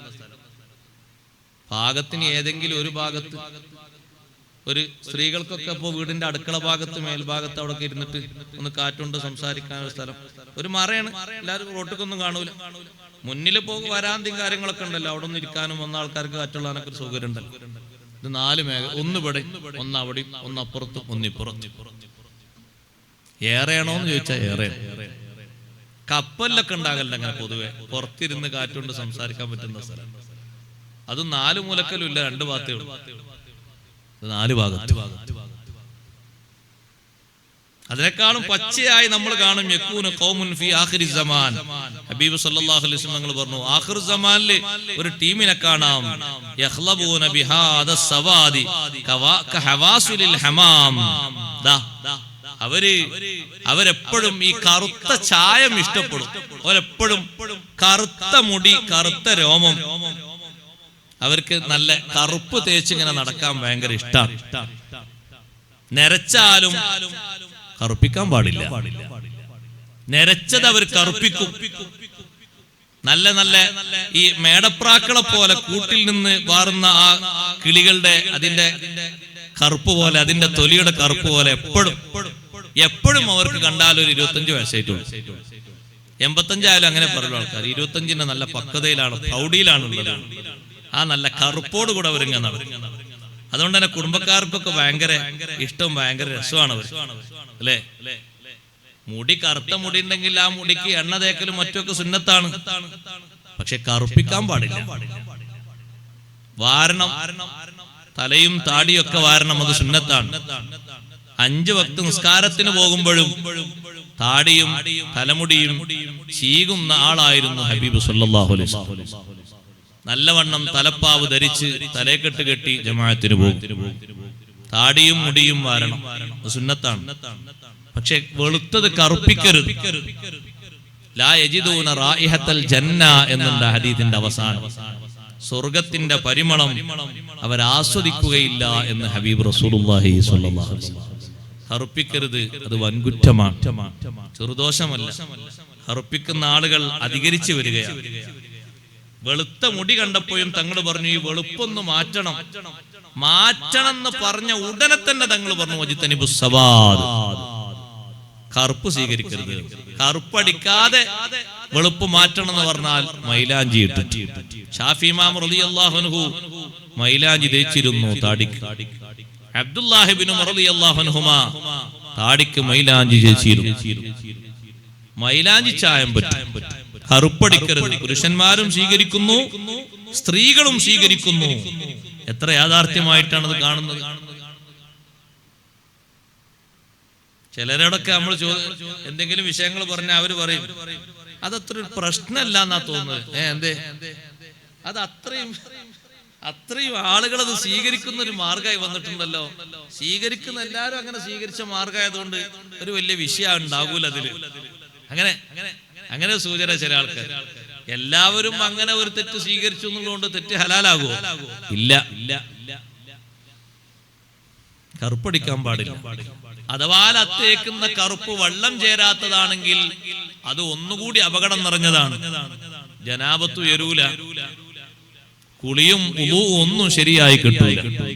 അപ്പൊ അതിനേക്കാളും വലിയ വിഷയമാണ്, വലിയ സംഗതിയായി മാറും. അല്ലാഹു തആല നമ്മളെ കാത്തുരക്ഷിക്കട്ടെ. എന്തെല്ലാം വിഷയങ്ങളാ നോക്ക് നിങ്ങൾ. ഹബീബ് സല്ലല്ലാഹു അലൈഹി വസല്ലം നിങ്ങൾ പറഞ്ഞത് പച്ചയായിട്ട് നമ്മൾ അനുഭവിക്കല്ലേ. ബൈനയദൈ സഅ, ഖിയാമത്ത് നാളിന്റെ മുന്നോടിയായി കാണാം തസ്ലീമത്തുൽ ഖാസ്സ. തസ്ലീമത്തുൽ ഖാസ്സ, പ്രത്യേകം ചില ആളുകൾക്ക് മാത്രം സലാം പറയും. അതുപോലെ തന്നെ ഫശു തിജാറ, കച്ചവടം വ്യാപിക്കും. വ്യാപിച്ചിട്ട് ഹത്താ തുഈനൽ മർഅതു സൗജഹാ ഫി തിജാറ, ഭാര്യ ഭർത്താവിനെ കച്ചവടത്തിൽ സഹായിക്കാൻ പോകും. രണ്ടാളും കച്ചവടം ചെയ്യുന്നു. കച്ചവടത്തില് പെണ്ണു പോകേണ്ടതുണ്ടോ? ഇല്ല. ആണിനാണ് അതിന്റെ ചുമതല, ആണാണത് നിർവഹിക്കേണ്ടത്. അപ്പൊ പിന്നെ നാളെ പിറ്റേന്ന് ചോദ്യം വരും, ഉസ്താദേ ഖദീജ ബീവി റളിയല്ലാഹു അൻഹ കച്ചവടം ചെയ്തില്ലേന്ന്. ഖദീജ ബീവി മാർക്കറ്റിൽ പോയിരുന്നിട്ട് ഓരോന്നും വിറ്റതല്ല. പിന്നെയോ കച്ചവടത്തിന് ചെറുപ്പക്കാരെയും മറ്റും ഒരുക്കി അതിന് വേണ്ട കാശ് ചെലവഴിച്ച് ആളെ പറഞ്ഞയച്ചതാണ്. അവർ കച്ചവടം ചെയ്യുന്നു, കണക്ക് കൊണ്ടുവന്ന് കൊടുക്കുന്നു, ലാഭം കൊടുക്കുന്നു, അവർക്കുള്ള ശമ്പളം കൊടുക്കുന്നു. അങ്ങനെയല്ലേ നബി സല്ലല്ലാഹു അലൈഹി വസല്ലം തങ്ങളും ആ കച്ചവടത്തിന് വേണ്ടി പോയത്. ഇപ്പറഞ്ഞത് അതല്ല. ഇപ്പറഞ്ഞത് ആണിന്റെ കൂടെ പെണ്ണും കച്ചവടത്തിന് സഹായിയായി വരുന്നു. എത്ര സുന്ദരമായ രൂപത്തിൽ നമ്മൾ വെളിവാകുന്നു. എല്ലാ സ്ഥലങ്ങളിലും പ്രശ്നമാകാത്ത രൂപത്തിൽ പുലർന്നു കഴിഞ്ഞു. നല്ല ബന്ധങ്ങളൊക്കെ വിച്ഛേദിക്കപ്പെടുന്നു. നല്ല ഭദ്രമായി നിൽക്കേണ്ട കുടുംബ ബന്ധങ്ങൾ ഓരോ വർഷവും ഓരോരുത്തർക്ക് സാമ്പത്തികമായി സെറ്റപ്പ് കൂടുമ്പോ ബന്ധങ്ങൾക്ക് നല്ല മുറുക്കം കൂടണം. നല്ല ബന്ധം കൂടണം, ബന്ധനമാകരുത്. നല്ല ബന്ധത്തിലൂടെ മുന്നോട്ട് കൊണ്ടുപോകുന്ന അവസ്ഥ വരണം. പക്ഷേ നേരെ മറിച്ചാണ് കാണുന്നത്. അഷ്റഫുൽ ഖൽഖ് സല്ലല്ലാഹു അലൈഹി വസല്ലം തങ്ങൾ ഖിയാമത്ത് നാളിന്റെ മുന്നോടിയായി എണ്ണി പറഞ്ഞ അടയാളങ്ങളിൽ ഉണ്ട്. ഇന്ന മിൻ അമാറാത്തി സാഅ അൻ യളഹറ മൗതുൽ ഫജ്ആ. നമ്മൾ പേടിക്കണം, ഒരുങ്ങണം. ഒരു വിഷയം കൂടി പറഞ്ഞ് ഞാൻ അവസാനിപ്പിക്കട്ടെ. ഖിയാമത്ത് നാളിന്റെ അടയാളങ്ങളിൽ പെട്ടതാണ് മൗത്തുൽ ഫജ്ആ. അത് പരസ്യമായി വരിക. പെട്ടെന്നുള്ള മരണമതാ പരസ്യമാകുന്നു, വ്യാപിക്കുന്നു. എത്ര ആളുകളാണ് പെട്ടെന്ന് മരിക്കുന്നത്? കാരണം ചോദിക്കുമ്പോ കാരണം പറയാനില്ല. നല്ല ശക്തിയുള്ളവർ, ആരോഗ്യമുള്ളവർ, യുവത്വത്തിന്റെ പ്രസരിപ്പുള്ളവർ, എന്തെങ്കിലും ഒരു വിഷയങ്ങൾ ഇല്ലാതെ, രോഗം ബാധിക്കാതെ, അല്ലെങ്കിലോ പ്രായമായി എന്നുള്ള സ്വാഭാവിക കാരണം പറയാതെ, വേറെ ഏതെങ്കിലും ഒരു വിഷയം പറയാതെ പെട്ടെന്ന് പിന്നെ ആളുകൾ പറയും അറ്റാക്ക് സംഭവിച്ചതാണ്, സൈലന്റ് അറ്റാക്കാണ്, പലതും പറയും. പക്ഷെ അതൊക്കെ മൗത്തുൽ ഫജ്ആ, പെട്ടെന്നുള്ള മരണം വ്യാപിച്ച് വരുന്നു, അധികരിച്ചു വരുന്നു. അല്ലാഹു തആല കാത്തുരക്ഷിക്കട്ടെ. ഒരുങ്ങാനാണ് സഹോദരങ്ങളെ. അത്തരത്തിൽ ഏതെങ്കിലും ഒരു സംഗതി കാണുമ്പോ നമ്മൾ ഒരുങ്ങണം, നമ്മൾ തയ്യാറാകണം. ബാധ്യതകളൊക്കെ വേണ്ട രൂപത്തിൽ പൂർത്തിയാക്കിയിട്ട് അള്ളാഹുവിന്റെ മാർഗത്തിൽ ദീനിനു വേണ്ടി ചെയ്യാൻ കഴിയുന്ന ഖിദ്മത്തുകളൊക്കെ ചെയ്ത് നമുക്ക് പരലോകത്തേക്ക് ഒരുക്കാനുള്ള സമ്പത്തുകൾ, നമുക്ക് സ്വന്തമായി കിടക്കേണ്ട ഖബറിൽ ഉപയോഗത്തിന് വരാനുള്ള മാർഗങ്ങൾ, അതിന് ചിലതിനൊക്കെ നമുക്ക് നമ്മുടെ ആരോഗ്യം മതിയാകും, ചിലതിനോ സമ്പത്ത് വേണ്ടി വരും, ചിലതിന് സമയം വിനിയോഗിക്കേണ്ടി വരും. അത്തരത്തിൽ ഖബറിൽ ഒറ്റക്ക് കഴിയുമ്പോൾ ഉപകാരത്തിന് വരുന്ന കാര്യങ്ങൾ അത് നേടിയെടുക്കാൻ സമയം കണ്ടെത്തിയിട്ട് നമ്മൾ അതിനു വേണ്ടി ഒരുങ്ങണം. ഒറ്റക്ക് കിടക്കുന്നിടത്ത് കൂടെ വന്ന് കിടക്കാൻ ആ ഫലം മുറിയാത്ത, ഒരിക്കലും നിലച്ചു പോകാത്ത സുഹൃതങ്ങൾക്ക് കഴിയും. അവരാണ് സന്തോഷത്തിന് കൂട്ടിന് വരാനുള്ളത്. അതുണ്ടായി തീരാൻ വേണ്ട പ്രവർത്തനങ്ങൾ ചെയ്ത് ഒരുങ്ങണം. നബി സല്ലല്ലാഹു അലൈഹി വസല്ലം ഓർമ്മപ്പെടുത്തിയില്ലേ, അത്തരത്തിൽ സമ്പാദ്യമുള്ള മുഅ്മിനായ മനുഷ്യൻ ഖബറിലെത്തിയാൽ ചോദ്യകർത്താക്കൾ വരുന്നതിന് മുമ്പ് ആ മനുഷ്യന്റെ മുന്നിൽ കാണാൻ നല്ല ചൊങ്കും ചൊറുക്കുമുള്ള ആണാണോ ഖബറിലെത്തിയത് ആണിന്റെ രൂപത്തിൽ, പെണ്ണാണോ ഖബറിലെത്തിയത് പെണ്ണിന്റെ രൂപത്തിൽ, നല്ല സുഗന്ധമുണ്ട്, കാണാൻ നല്ല സൗന്ദര്യമുണ്ട്, നല്ല സംസാരവുമാണ്. ഇത് കണ്ടാൽ ആരെങ്കിലും ഇഷ്ടപ്പെടാതിരിക്കുമോ? കാണാൻ നല്ല രൂപമാണ്, നല്ല വാസനയാണ്, നല്ല സംസാരമാണ്. ചോദിക്കുന്നു ഖബറാളി, മൻ അൻതല്ലദീ മന്നല്ലാഹു അലയ്യ ബിക, ആരാണ് നീ? ഒറ്റക്കാകുന്ന എനിക്ക് ഇവിടെ ഒരു കൂട്ടിന് വന്ന നീ ആരാണ്? അപ്പോൾ ആ കൂട്ടിന് വന്ന രൂപത്തിലുള്ള നല്ല രൂപം പറയും, അനഅമലുക സ്വാലിഹ്. ദുനിയാവിൽ കിട്ടുന്ന നേരം ഇവിടെ ഒരു പങ്കാളിയെ കിട്ടാൻ വേണ്ടി ഒരുപാട് സുഹൃതങ്ങൾ നീ ചെയ്തില്ലേ? നിനക്കുള്ള കൂട്ടുകാരനാണ്, നിന്റെ സുഹൃതങ്ങളാണ് ഒരു രൂപമാക്കി അള്ളാഹു എന്നെ വിട്ടതാണ്. ഒന്നും വിഷമിക്കേണ്ടതില്ല. ചോദിക്കുന്ന മലക്കുകൾ വരാറായിട്ടുണ്ട്. അവരിപ്പ വരും, എന്നോട് ചോദ്യം ചെയ്യും. നല്ല രൂപത്തിൽ നീ മറുപടി പറയണം. അവര് പിരിഞ്ഞു പോയ ശേഷം ഞാൻ വരാം, നമുക്ക് സംസാരിച്ചിരിക്കാം. എന്തൊരു സന്തോഷമാണ് അത്തരത്തിൽ ഒരു കൂട്ടിന് ആള് വരുമ്പോൾ. അതേ സമയത്ത് സുഹൃതങ്ങളുടെ അകമ്പടിയൊന്നും ഇല്ലാതെ പെട്ടെന്ന് പിരിഞ്ഞു പോയവനാണോ, തിന്മകളും ദുഷ്കർമ്മങ്ങളും അധികരിച്ചവനാണോ, അവന്റെ ഉള്ളിലേക്കും ഒരാൾ വരുന്നുണ്ട്. കാണാൻ ഏറ്റവും വിരൂപിയാണ്, സംസാരം തന്നെ ഇഷ്ടപ്പെടാത്ത രൂപത്തിലാണ്, ദുർഗന്ധം വമിക്കുന്ന ശരീര രൂപമാണ്. നീ ആരാണ്? നീ എന്തിനാണ് ഇങ്ങോട്ട് വന്നത്? നിന്റെ മുഖം കാണുമ്പോൾ തന്നെ വല്ലാതെ ഇടങ്ങേറ് തോന്നുന്നുണ്ടല്ലോ. ഞാൻ ആരാണെന്നറിയില്ലേ? കിട്ടുന്ന കുറച്ചു കാലം അടിച്ചു പൊളിച്ച് ഉല്ലസിച്ച് തകർത്താടി നടന്നില്ലേ? അനഅമലുകൽ ഖബീസ്, നിന്റെ ദുശ്ചെയ്തികളാണ് ഞാൻ. ഒഴിവ് കിട്ടുന്ന സമയത്ത് നീ സമ്പാദിച്ചത് സുഹൃതങ്ങളല്ല. ഒറ്റക്ക് കിടക്കേണ്ട ഖബറിലേക്കുള്ള കൂട്ടുജീവിതമല്ല നീ ഒരുക്കിയത്. ദുനിയാവിന്റെ സുഖത്തിൽ നീ ചെയ്തു കൂട്ടിയത് തിന്മകളാണ്. നിന്നെ ശല്യം ചെയ്ത് നിന്റെ കൂടെ നിൽക്കാൻ എന്നെ അള്ളാഹു വിട്ടതാണ്. മരണം കഴിഞ്ഞ് പരലോകത്തേക്കുള്ള പ്രവാസന കവാടമായ ഖബറിൽ ഒരു സ്വസ്ഥതയും തരാതെ, ഒറ്റയ്ക്ക് വിശ്രമിക്കാനേക്കാതെ, എന്നും ദുർഗന്ധം വമിക്കുന്ന ശരീരം, സംസാര ഭാഷയിൽ തന്നെ ഇടങ്ങേറ് തോന്നുന്ന ശരീരം, ശല്യമായി വരുന്ന അവസ്ഥയും ഉണ്ട്. അള്ളാഹു നമ്മെ കാത്തിരക്ഷിക്കട്ടെ. നല്ല കൂട്ടുകാരനായിട്ട് സുഹൃതങ്ങൾ വരുന്നൊരു ഖബറായി അള്ളാഹു നമ്മുടെ ജീവിതം സന്തോഷിപ്പിക്കുമാറാകട്ടെ. ഇൻഷാ അല്ലാഹ് ഞാൻ അവസാനിപ്പിക്കാം. ദുആ ചെയ്തുകൊണ്ട് നമുക്ക് പിരിയാം. നമ്മുടെ ഈ സദസ്സ് ദുആഇന് ഇജാബത്തുള്ള നല്ല മജ്ലിസായി അല്ലാഹു ഖബൂൽ ചെയ്യുമാറാകട്ടെ. ബഹുമാനപ്പെട്ട ഫൈസി ഉസ്താദ് നേരത്തെ ഓർമ്മപ്പെടുത്തിയതുപോലെ നമ്മുടെ ഈ പരിശുദ്ധമായ പള്ളിയുടെ ചുറ്റുഭാഗവും പണി നല്ല നമ്മുടെ വീടുമുറ്റമൊക്കെ ഭംഗിയാക്കുന്നത് പോലെ തന്നെ നമ്മുടെ പള്ളിയുടെ മുറ്റവും നല്ല ഭംഗിയാക്കും. അല്ലെങ്കിൽ മഴ പെയ്തിട്ട് ഈ ചളിയൊക്കെ അങ്ങോട്ട് ചുമരിലേക്ക് തെറിച്ചാൽ അത് കാണുമ്പോ തന്നെ ഒരു വിഷമാണ്. നമ്മളെ വീട്ടിൽ അങ്ങനെ കാണുമ്പോൾ നമുക്ക് വിഷമമുണ്ട്, വിഷമം ഉണ്ടാകും. ഒരു വീടിനൊക്കെ വൃത്തിയിൽ കൊണ്ടു നടക്കുന്ന ഏതൊരു മുഅ്മിനായ മനുഷ്യന് വിഷമം ഉണ്ടാവും. അതുകൊണ്ട് ചുറ്റുഭാഗത്തും കുറച്ച് സിമെന്റും കുറച്ച് കോൺക്രീറ്റ് ഒക്കെ ഇട്ട് നമ്മളത് വൃത്തിയാക്കും. അത് ആവശ്യം തന്നെയാണ്. അല്ലെങ്കിൽ അതും ഓരോ കൊല്ലം മഴ പെയ്യും അതും ചളിയാവും. പിന്നെ നമ്മളവിടെ ഒരിങ്ങനെ അങ്ങോട്ടും ഇങ്ങോട്ടും ഇറക്കി കെട്ടിയിട്ട് വെള്ളം കുറച്ച് ഇങ്ങോട്ട് പോയിക്കോട്ടെ എന്നുള്ളവർക്ക് ചുറ്റും കെട്ടും. ഇപ്പൊ കണ്ടില്ലേ നിങ്ങൾ, ഈ നല്ല രൂപത്തിലുള്ള ഈ കല്ലൊക്കെ പതിച്ച് ഭംഗിയാക്കിയാൽ വൃത്തിയാക്കിയാൽ ചളിയൊന്നും ആകാതെ തെറിക്കാതെ നമ്മുടെ പള്ളിയുടെ ചുറ്റുഭാഗവും അതിന്റെ വൃത്തിയിൽ കാത്തു സൂക്ഷിക്കും. ഉസ്താദ് നേരത്തെ പറഞ്ഞു ഫണ്ടൊക്കെ കാലിയാണ്. അപ്പൊ ആ ഫണ്ടൊക്കെ ഇന്നും നാളെ ബഹുമാനപ്പെട്ട സയ്യിദ് അവർകൾ വരുമ്പോഴൊക്കെ നല്ല സംഭാവന കൊടുത്തിട്ട് ആ ഫണ്ട് കുറച്ചൊക്കെ ഇങ്ങനെ നിറഞ്ഞാല് ഈ കമ്മിറ്റിക്കാർക്കും ഇതിങ്ങനെ കൊണ്ടുനടക്കുന്ന ആൾക്കാർക്കൊക്കെ നല്ലൊരു സന്തോഷം ഉണ്ടാവും. പണിയെടുപ്പിക്കാൻ ആളുകൾ നമ്മളെ കൂടെ നിന്ന് സഹായിക്കുന്നല്ലോ, നിങ്ങൾ സഹായിച്ചു തന്നെയാണ് ഇത്. സുബ്ഹാനല്ലാഹ്, നല്ല ഭംഗിയുള്ള പള്ളിയും അതിന്റെ പരിസരമൊക്കെ വൃത്തിയാക്കിയത് കഴിഞ്ഞ വർഷവും ഇതിലേക്ക് നൽകിയവരുണ്ട് അല്ലേ? ഉണ്ട്. അല്ലാഹു തആല ഖബൂൽ ചെയ്യുമാറാകട്ടെ. ഈ വർഷവും ഒരു കുറഞ്ഞ സംഭാവന ഒന്ന് തുടക്കം കുറിക്കാൻ, ബാക്കി നാളെ തങ്ങൾ പാപ്പ വരുമ്പോ ഫുള്ളായി കൊടുക്കണം സഹോദരിമാരും സഹോദരങ്ങളൊക്കെ. നേരത്തെ ഞാൻ ഇങ്ങോട്ട് കയറുമ്പോ നമ്മളൊരു പ്രവർത്തകൻ പറഞ്ഞു, ഉസ്താദെ ഒരു 4 ലക്ഷമെങ്കിലും കിട്ടിയാൽ തിരക്കില്ല. ചെറിയ സംഖ്യ ഉള്ളൂ.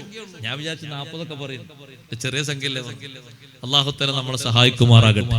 അപ്പൊ ആ വിഷയത്തിലേക്ക് നമ്മളെ കൊണ്ട് കഴിയുന്ന ഒരു വാഗ്ദാനം ഇപ്പൊ പണി നടന്നുകൊടുക്കുകയാണ്. അല്പാൽപമായിട്ട് അങ്ങനെ കൊടുത്താൽ ഏകദേശം 2 മാസം കൊണ്ട് ആ പണിയൊക്കെ ഒന്ന് ഇങ്ങനെ ഫുള്ളായിട്ട് പൂർത്തിയായി കിട്ടിയ റമദാനോട് കൂടെ ഒരു സന്തോഷമാകുമല്ലോ.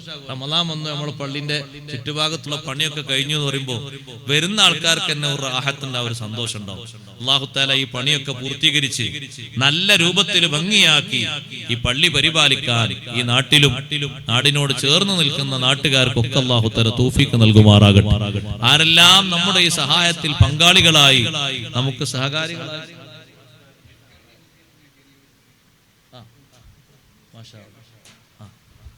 സംഗീതത്തിന് ചോദിച്ചു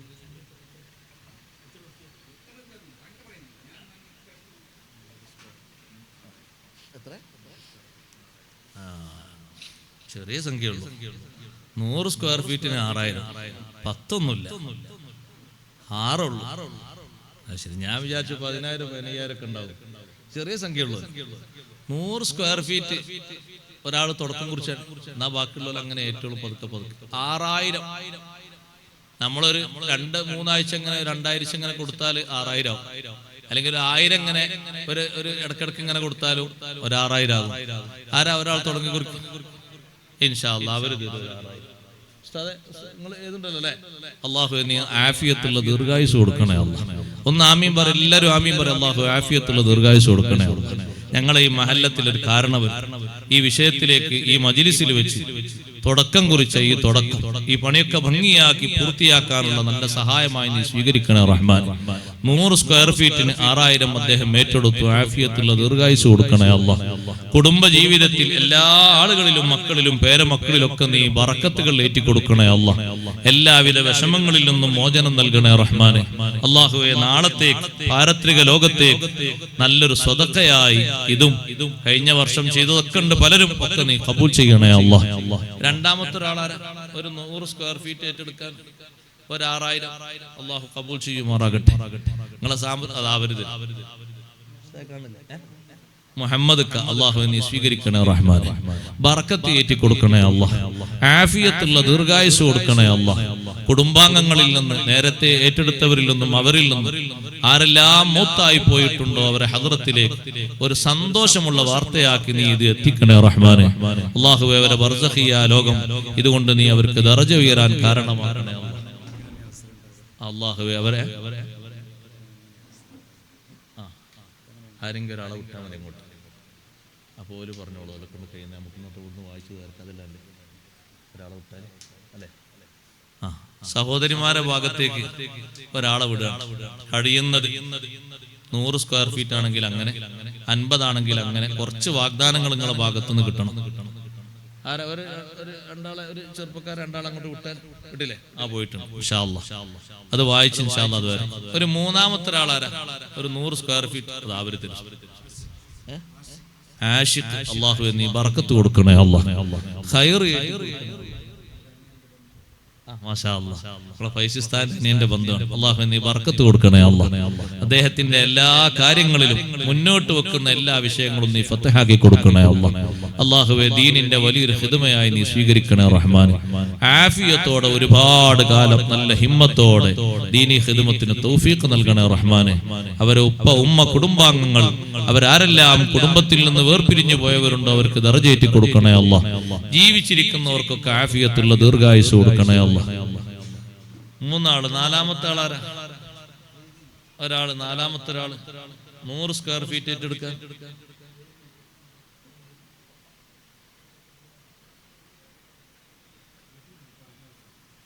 നാലാമത്തെ ഒരാളാരാ? അല്ലാഹു തആല ബർക്കത്ത് തരുക. ഒരു നാലാമത്തെ ആള് 100 സ്ക്വയർ ഫീറ്റ് 6000 നമ്മളെ വക. ആരാണ് സഹോദരങ്ങൾ? നല്ല മനസ്സോടുകൂടെ കൈവന്തിക്കും. ഇന്നും നാളെയൊക്കെ ദ്വാരക്കും ഇൻഷാ അല്ലാഹ്. ദ്വാരുന്നാലും ഇല്ലെങ്കിലൊക്കെ നമ്മളെ സ്വതക്ക നമ്മുടെ ഈ പള്ളിയുടെ ഭാഗത്ത് നല്ല രൂപത്തിൽ മുറ്റം പണിയുന്നതിന്, അതും പള്ളിയോടനുബന്ധിച്ച് വേണ്ടത് തന്നെയാണ്.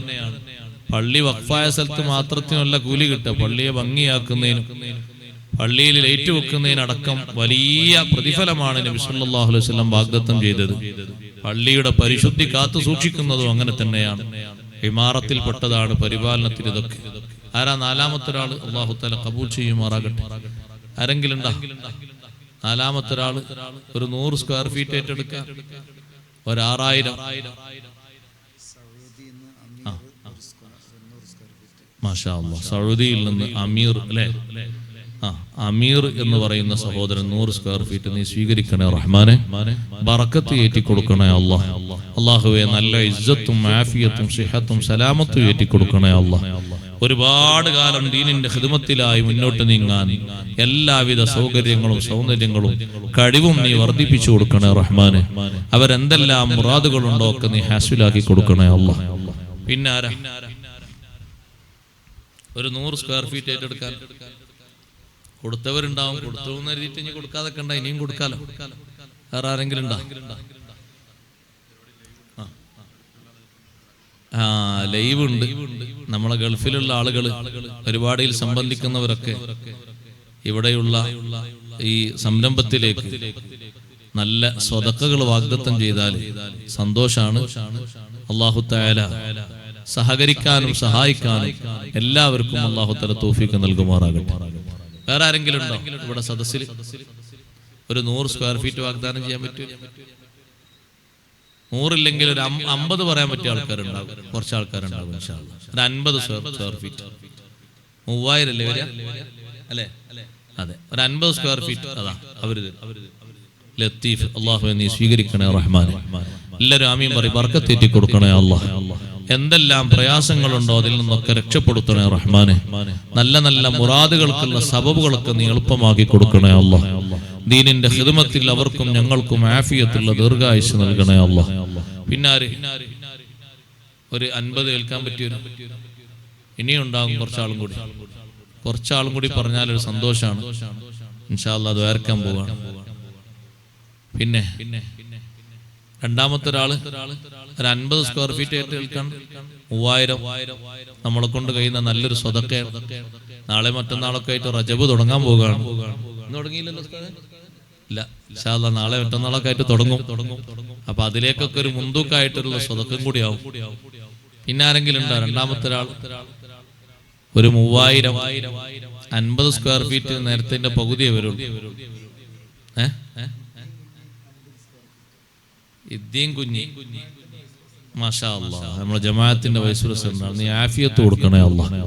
50 സ്ക്വയർ ഫീറ്റ് നീ സ്വീകരിക്കണേ റഹ്മാനെ. അല്ലാഹുവേ ഈ പണി പൂർത്തീകരിക്കുന്നതിലേക്കുള്ള ഈ സ്വതക്കകളൊക്കെ നീ കബൂലാക്കണേ അല്ലാഹ്. നല്ല റാഹത്തോടെ അത് പൂർത്തീകരിക്കാനുള്ള തൗഫീഖ് നൽകണേ അല്ലാഹ്. പിന്നെ ആരുണ്ട്? ഇനി ആരെങ്കിലും ഉണ്ടോ? ഒരു 50 ഏൽക്കാൻ പറ്റിയവർ ഈ സദസ്സിൽ?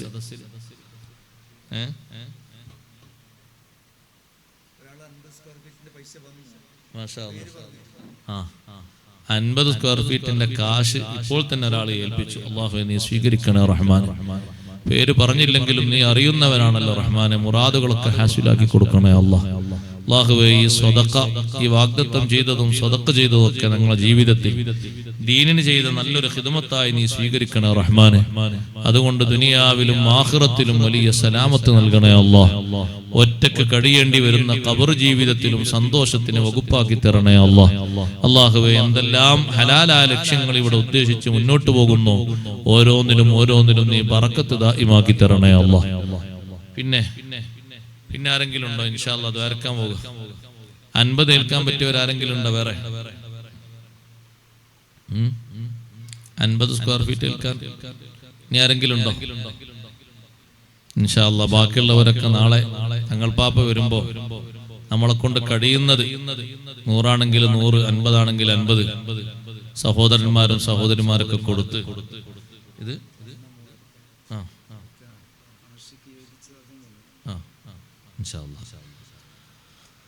നേരത്തെ ആശിക്ക് പറഞ്ഞ അതിന്റെ കാശും വന്നു. അല്ലാഹുവേ നീ സ്വീകരിക്കണേ റഹ്മാനെ. നല്ല ഫണ്ടുകളൊക്കെ പൂർത്തീകരിച്ചുകൊണ്ട് നമ്മളെ ഈ പണി ഇൻഷാ അല്ലാഹ് കുറഞ്ഞ കാലം കൊണ്ട് അത് പൂർത്തീകരിക്കണം. നിങ്ങളൊക്കെ സഹകരിക്കണം.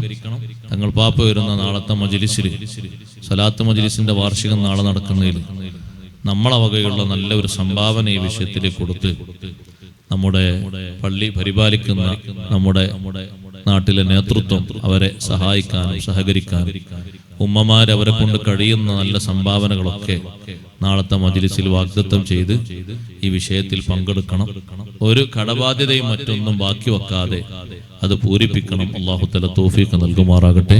നമ്മുടെ സദസ്സ് ദുആഇൽ ഇജാബത്തുള്ള നല്ല മജ്‌ലിസായി അല്ലാഹു ഖബൂൽ ചെയ്യുമാറാകട്ടെ.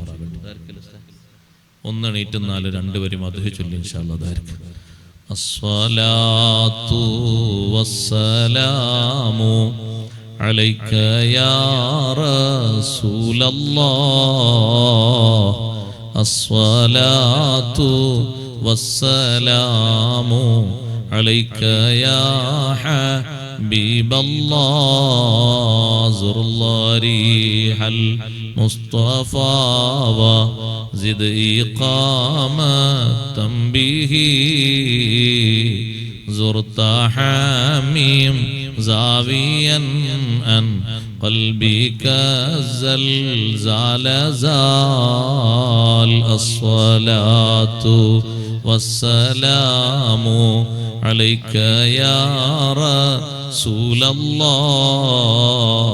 الصلاة والسلام عليك يا حبيب الله. سلسبيلا سار فيه سيد السادات سير.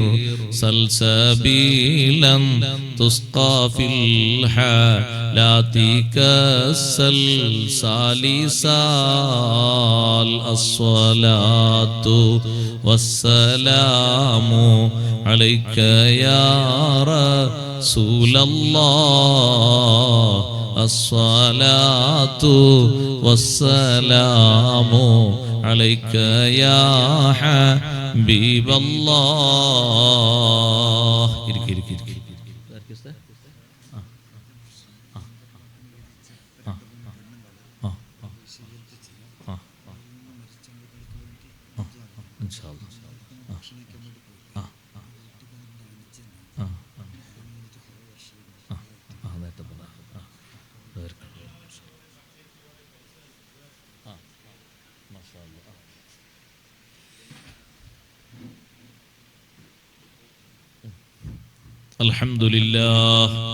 الحمد لله رب العالمين حمدا يوافي نعمه ويكافئ مزيده. اللهم صل وسلم وبارك على رسولك سيدنا ومولانا محمد وعلى آل وأصحاب سيدنا ومولانا محمد. أرحم الراحمين يا الملك الجبار يا സർവാധിനാഥനാ യാ അല്ലാഹ്, ഞങ്ങളുടെ ഈ മജ്‌ലിസ് നീ സ്വീകരിക്കണേ റഹ്മാനെ.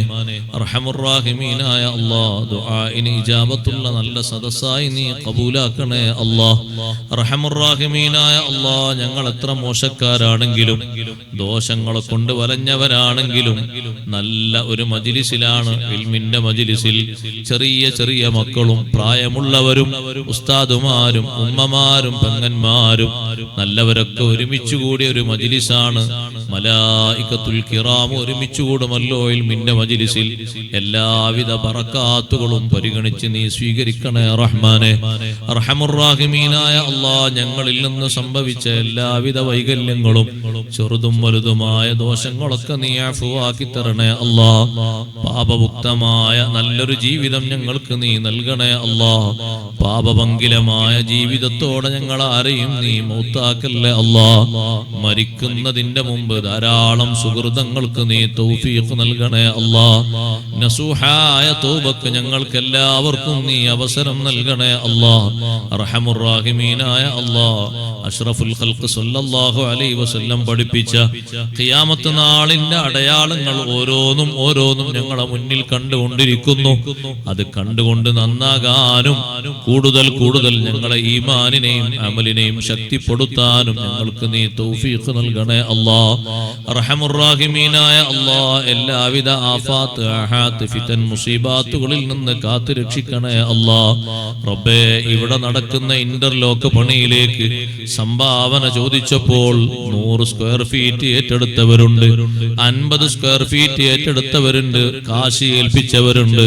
സഹോദരിമാരിൽ കുറച്ച് ആളുകൾ കഴിഞ്ഞ വർഷം വാഗ്ദത്തം ചെയ്ത സംഖ്യകൾ തന്നവരുണ്ട്. അല്ലാഹുവേ, വാഗ്ദത്തം ചെയ്തതും സംഖ്യ ഏൽപ്പിച്ചതും ഒക്കെ നീ ഖബൂൽ ചെയ്യണേ അല്ലാഹ്. സ്വാലിഹായ അമലായി സ്വീകരിക്കണേ അല്ലാഹ്. ഇനിയും ആരെല്ലാം നൽകാൻ ഉദ്ദേശിക്കുന്നുവോ അവർക്കൊക്കെ നീ ഖൈർ ബറക്കത്ത് ഏറ്റിക്കൊടുക്കണേ അല്ലാഹ്. അവരവരിൽ നിന്ന് മരണപ്പെട്ടു പോയ ഹദ്റത്തിലേക്ക് ഈ വാഗ്ദാനങ്ങളും സംഭാവനകളും നല്ലൊരു ഹദിയയാക്കി നീ എത്തിക്കണേ അല്ലാഹ്. അല്ലാഹുവേ, ഞങ്ങളെ ഉപ്പമാര്, ഉമ്മമാര്, ഉസ്താദുമാര്, സ്നേഹജനങ്ങൾ, ശിഷ്യന്മാര്, സഹപാഠികൾ, സുഹൃത്തുക്കൾ പലരും ഖബറിലാണ്. അവരെ അഹ്വാലുകളൊന്നും ഞങ്ങൾക്കറിയില്ല. അവസ്ഥകളൊക്കെ നീ നന്നാക്കി കൊടുക്കണേ അല്ലാഹ്. ഒരാളെയും ഒരു വിഷയത്തിലും നീ ഫിത്നയിലാക്കല്ലേ അല്ലാഹ്. അദാബിലും ദീഖിലും പ്രയാസത്തിലുമാക്കല്ലേ അല്ലാഹ്. സ്വർഗീയമായ അവസ്ഥകളെ കൊണ്ട് നീ അവർക്ക് സന്തോഷം നൽകണേ അല്ലാഹ്. അല്ലാഹുവേ, ഞാൻ ഇന്നിവിടെ വന്നപ്പോൾ സുഭിക്ഷമായ ഭക്ഷണം നൽകി സൽക്കരിച്ച വീട്ടുകാർ നീ അവർക്ക് ബർക്കത്ത് കൊടുക്കണേ അല്ലാഹ്. അല്ലാഹുവേ, ആ കുടുംബക്കാരിലും ഞങ്ങളോട് ദുആ ചെയ്ത് അറിയിച്ചവരിലും സന്താനങ്ങളില്ലാത്തവരുണ്ട്. നല്ല സന്താന സൗഭാഗ്യം കൊണ്ട് നീ അനുഗ്രഹിക്കണേ അല്ലാഹ്. കല്യാണങ്ങൾ അന്വേഷിക്കുന്നവരുണ്ട്, നിശ്ചയിച്ചവരുണ്ട്, എളുപ്പം നൽകണേ അല്ലാഹ്. ബറക്കത്തിലാക്കി കൊടുക്കണേ അല്ലാഹ്.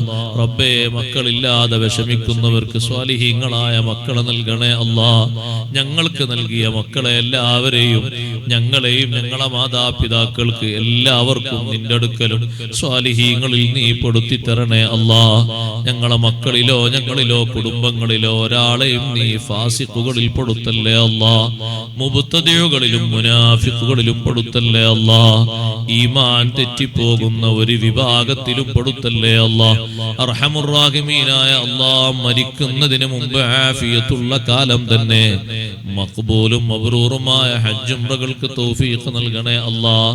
മർളിയായ നിനക്ക് സയ്യിദുനാ റസൂലുള്ളാഹി സ്വല്ലല്ലാഹു അലൈഹി വസല്ലം തങ്ങളുടെ ചാരത്തണയാനും മതിവരുവോളം സിയാറത്തിനും തൗഫീഖ് നൽകണേ അല്ലാഹ്. അർഹമുർ റഹീമീനായ അല്ലാഹ്, ഈ പള്ളിയും ഈ മദ്രസയും മറ്റു സംരംഭങ്ങളും നടത്തിക്കൊണ്ടുപോകുന്നതിന് നേതൃത്വം നൽകുന്ന കാരണവന്മാർ, ഉസ്താദുമാർ, അതിനോട് സഹകരിക്കുന്ന സഹായിക്കുന്ന സഹോദരങ്ങൾ, സഹോദരിമാർ എല്ലാവർക്കും നീ ബറക്കത്ത് നൽകണേ അല്ലാഹ്. എല്ലാ വിഷമങ്ങളും ദൂരീകരിച്ചു കൊടുക്കണേ അല്ലാഹ്. ആഫിയത്തും ഹിമ്മത്തുമുള്ള ദീർഘായുസ് നൽകണേ അല്ലാഹ്. റബ്ബേ, മരിക്കുന്നതിന് മുമ്പ് എല്ലാവിധ ഹക്കടപാടുകളിൽ നിന്നും ഞങ്ങളെ ഒഴിവാക്കി തരണേ അല്ലാഹ്. ഒരാളോടും ഒരു ഹക്കും ബാക്കിയാക്കി ഞങ്ങൾ ആരെയും നീ മൗത്താക്കല്ലേ അല്ലാഹ്. മരണം ഖൈറാകുന്ന സമയത്ത് നല്ലതുമായി ബന്ധപ്പെടുന്നതിനിടക്ക് ഏറ്റവും നല്ല കലിമ ലാ ഇലാഹ ഇല്ലല്ലാഹ് ഖൈറായ നിലക്ക് ചൊല്ലി ഞങ്ങളെ നേതാവ്, ലോകത്തിന്റെ നേതാവ് സയ്യിദുനാ റസൂലുള്ളാഹി സ്വല്ലല്ലാഹു അലൈഹി വസല്ലം തങ്ങളുടെ പുന്നാര പൂമുഖം കണ്ടുപിരിയാൻ തൗഫീഖ് തരണേ അല്ലാഹ്. ആ രംഗത്ത് ഞങ്ങളിൽ ആരെയും നീ വഷളാക്കല്ലേ അല്ലാ. റബ്ബനാ തഖബ്ബൽ മിന്നാ ഇന്നക അൻതസ് സമീഉൽ അലീം വതുബ് അലൈനാ ഇന്നക അൻതത് തവ്വാബുർ റഹീം. ആമീൻ ആമീൻ ബിറഹ്മതിക യാ അർഹമർ റഹീമീൻ. വസല്ലല്ലാഹു തആല വസല്ലമ അലാ ഖൈരി ഖൽഖിഹി സയ്യിദിനാ മുഹമ്മദിൻ വആലിഹി വസഹ്ബിഹി അജ്മഈൻ. സുബ്ഹാന റബ്ബിക റബ്ബിൽ ഇസ്സത്തി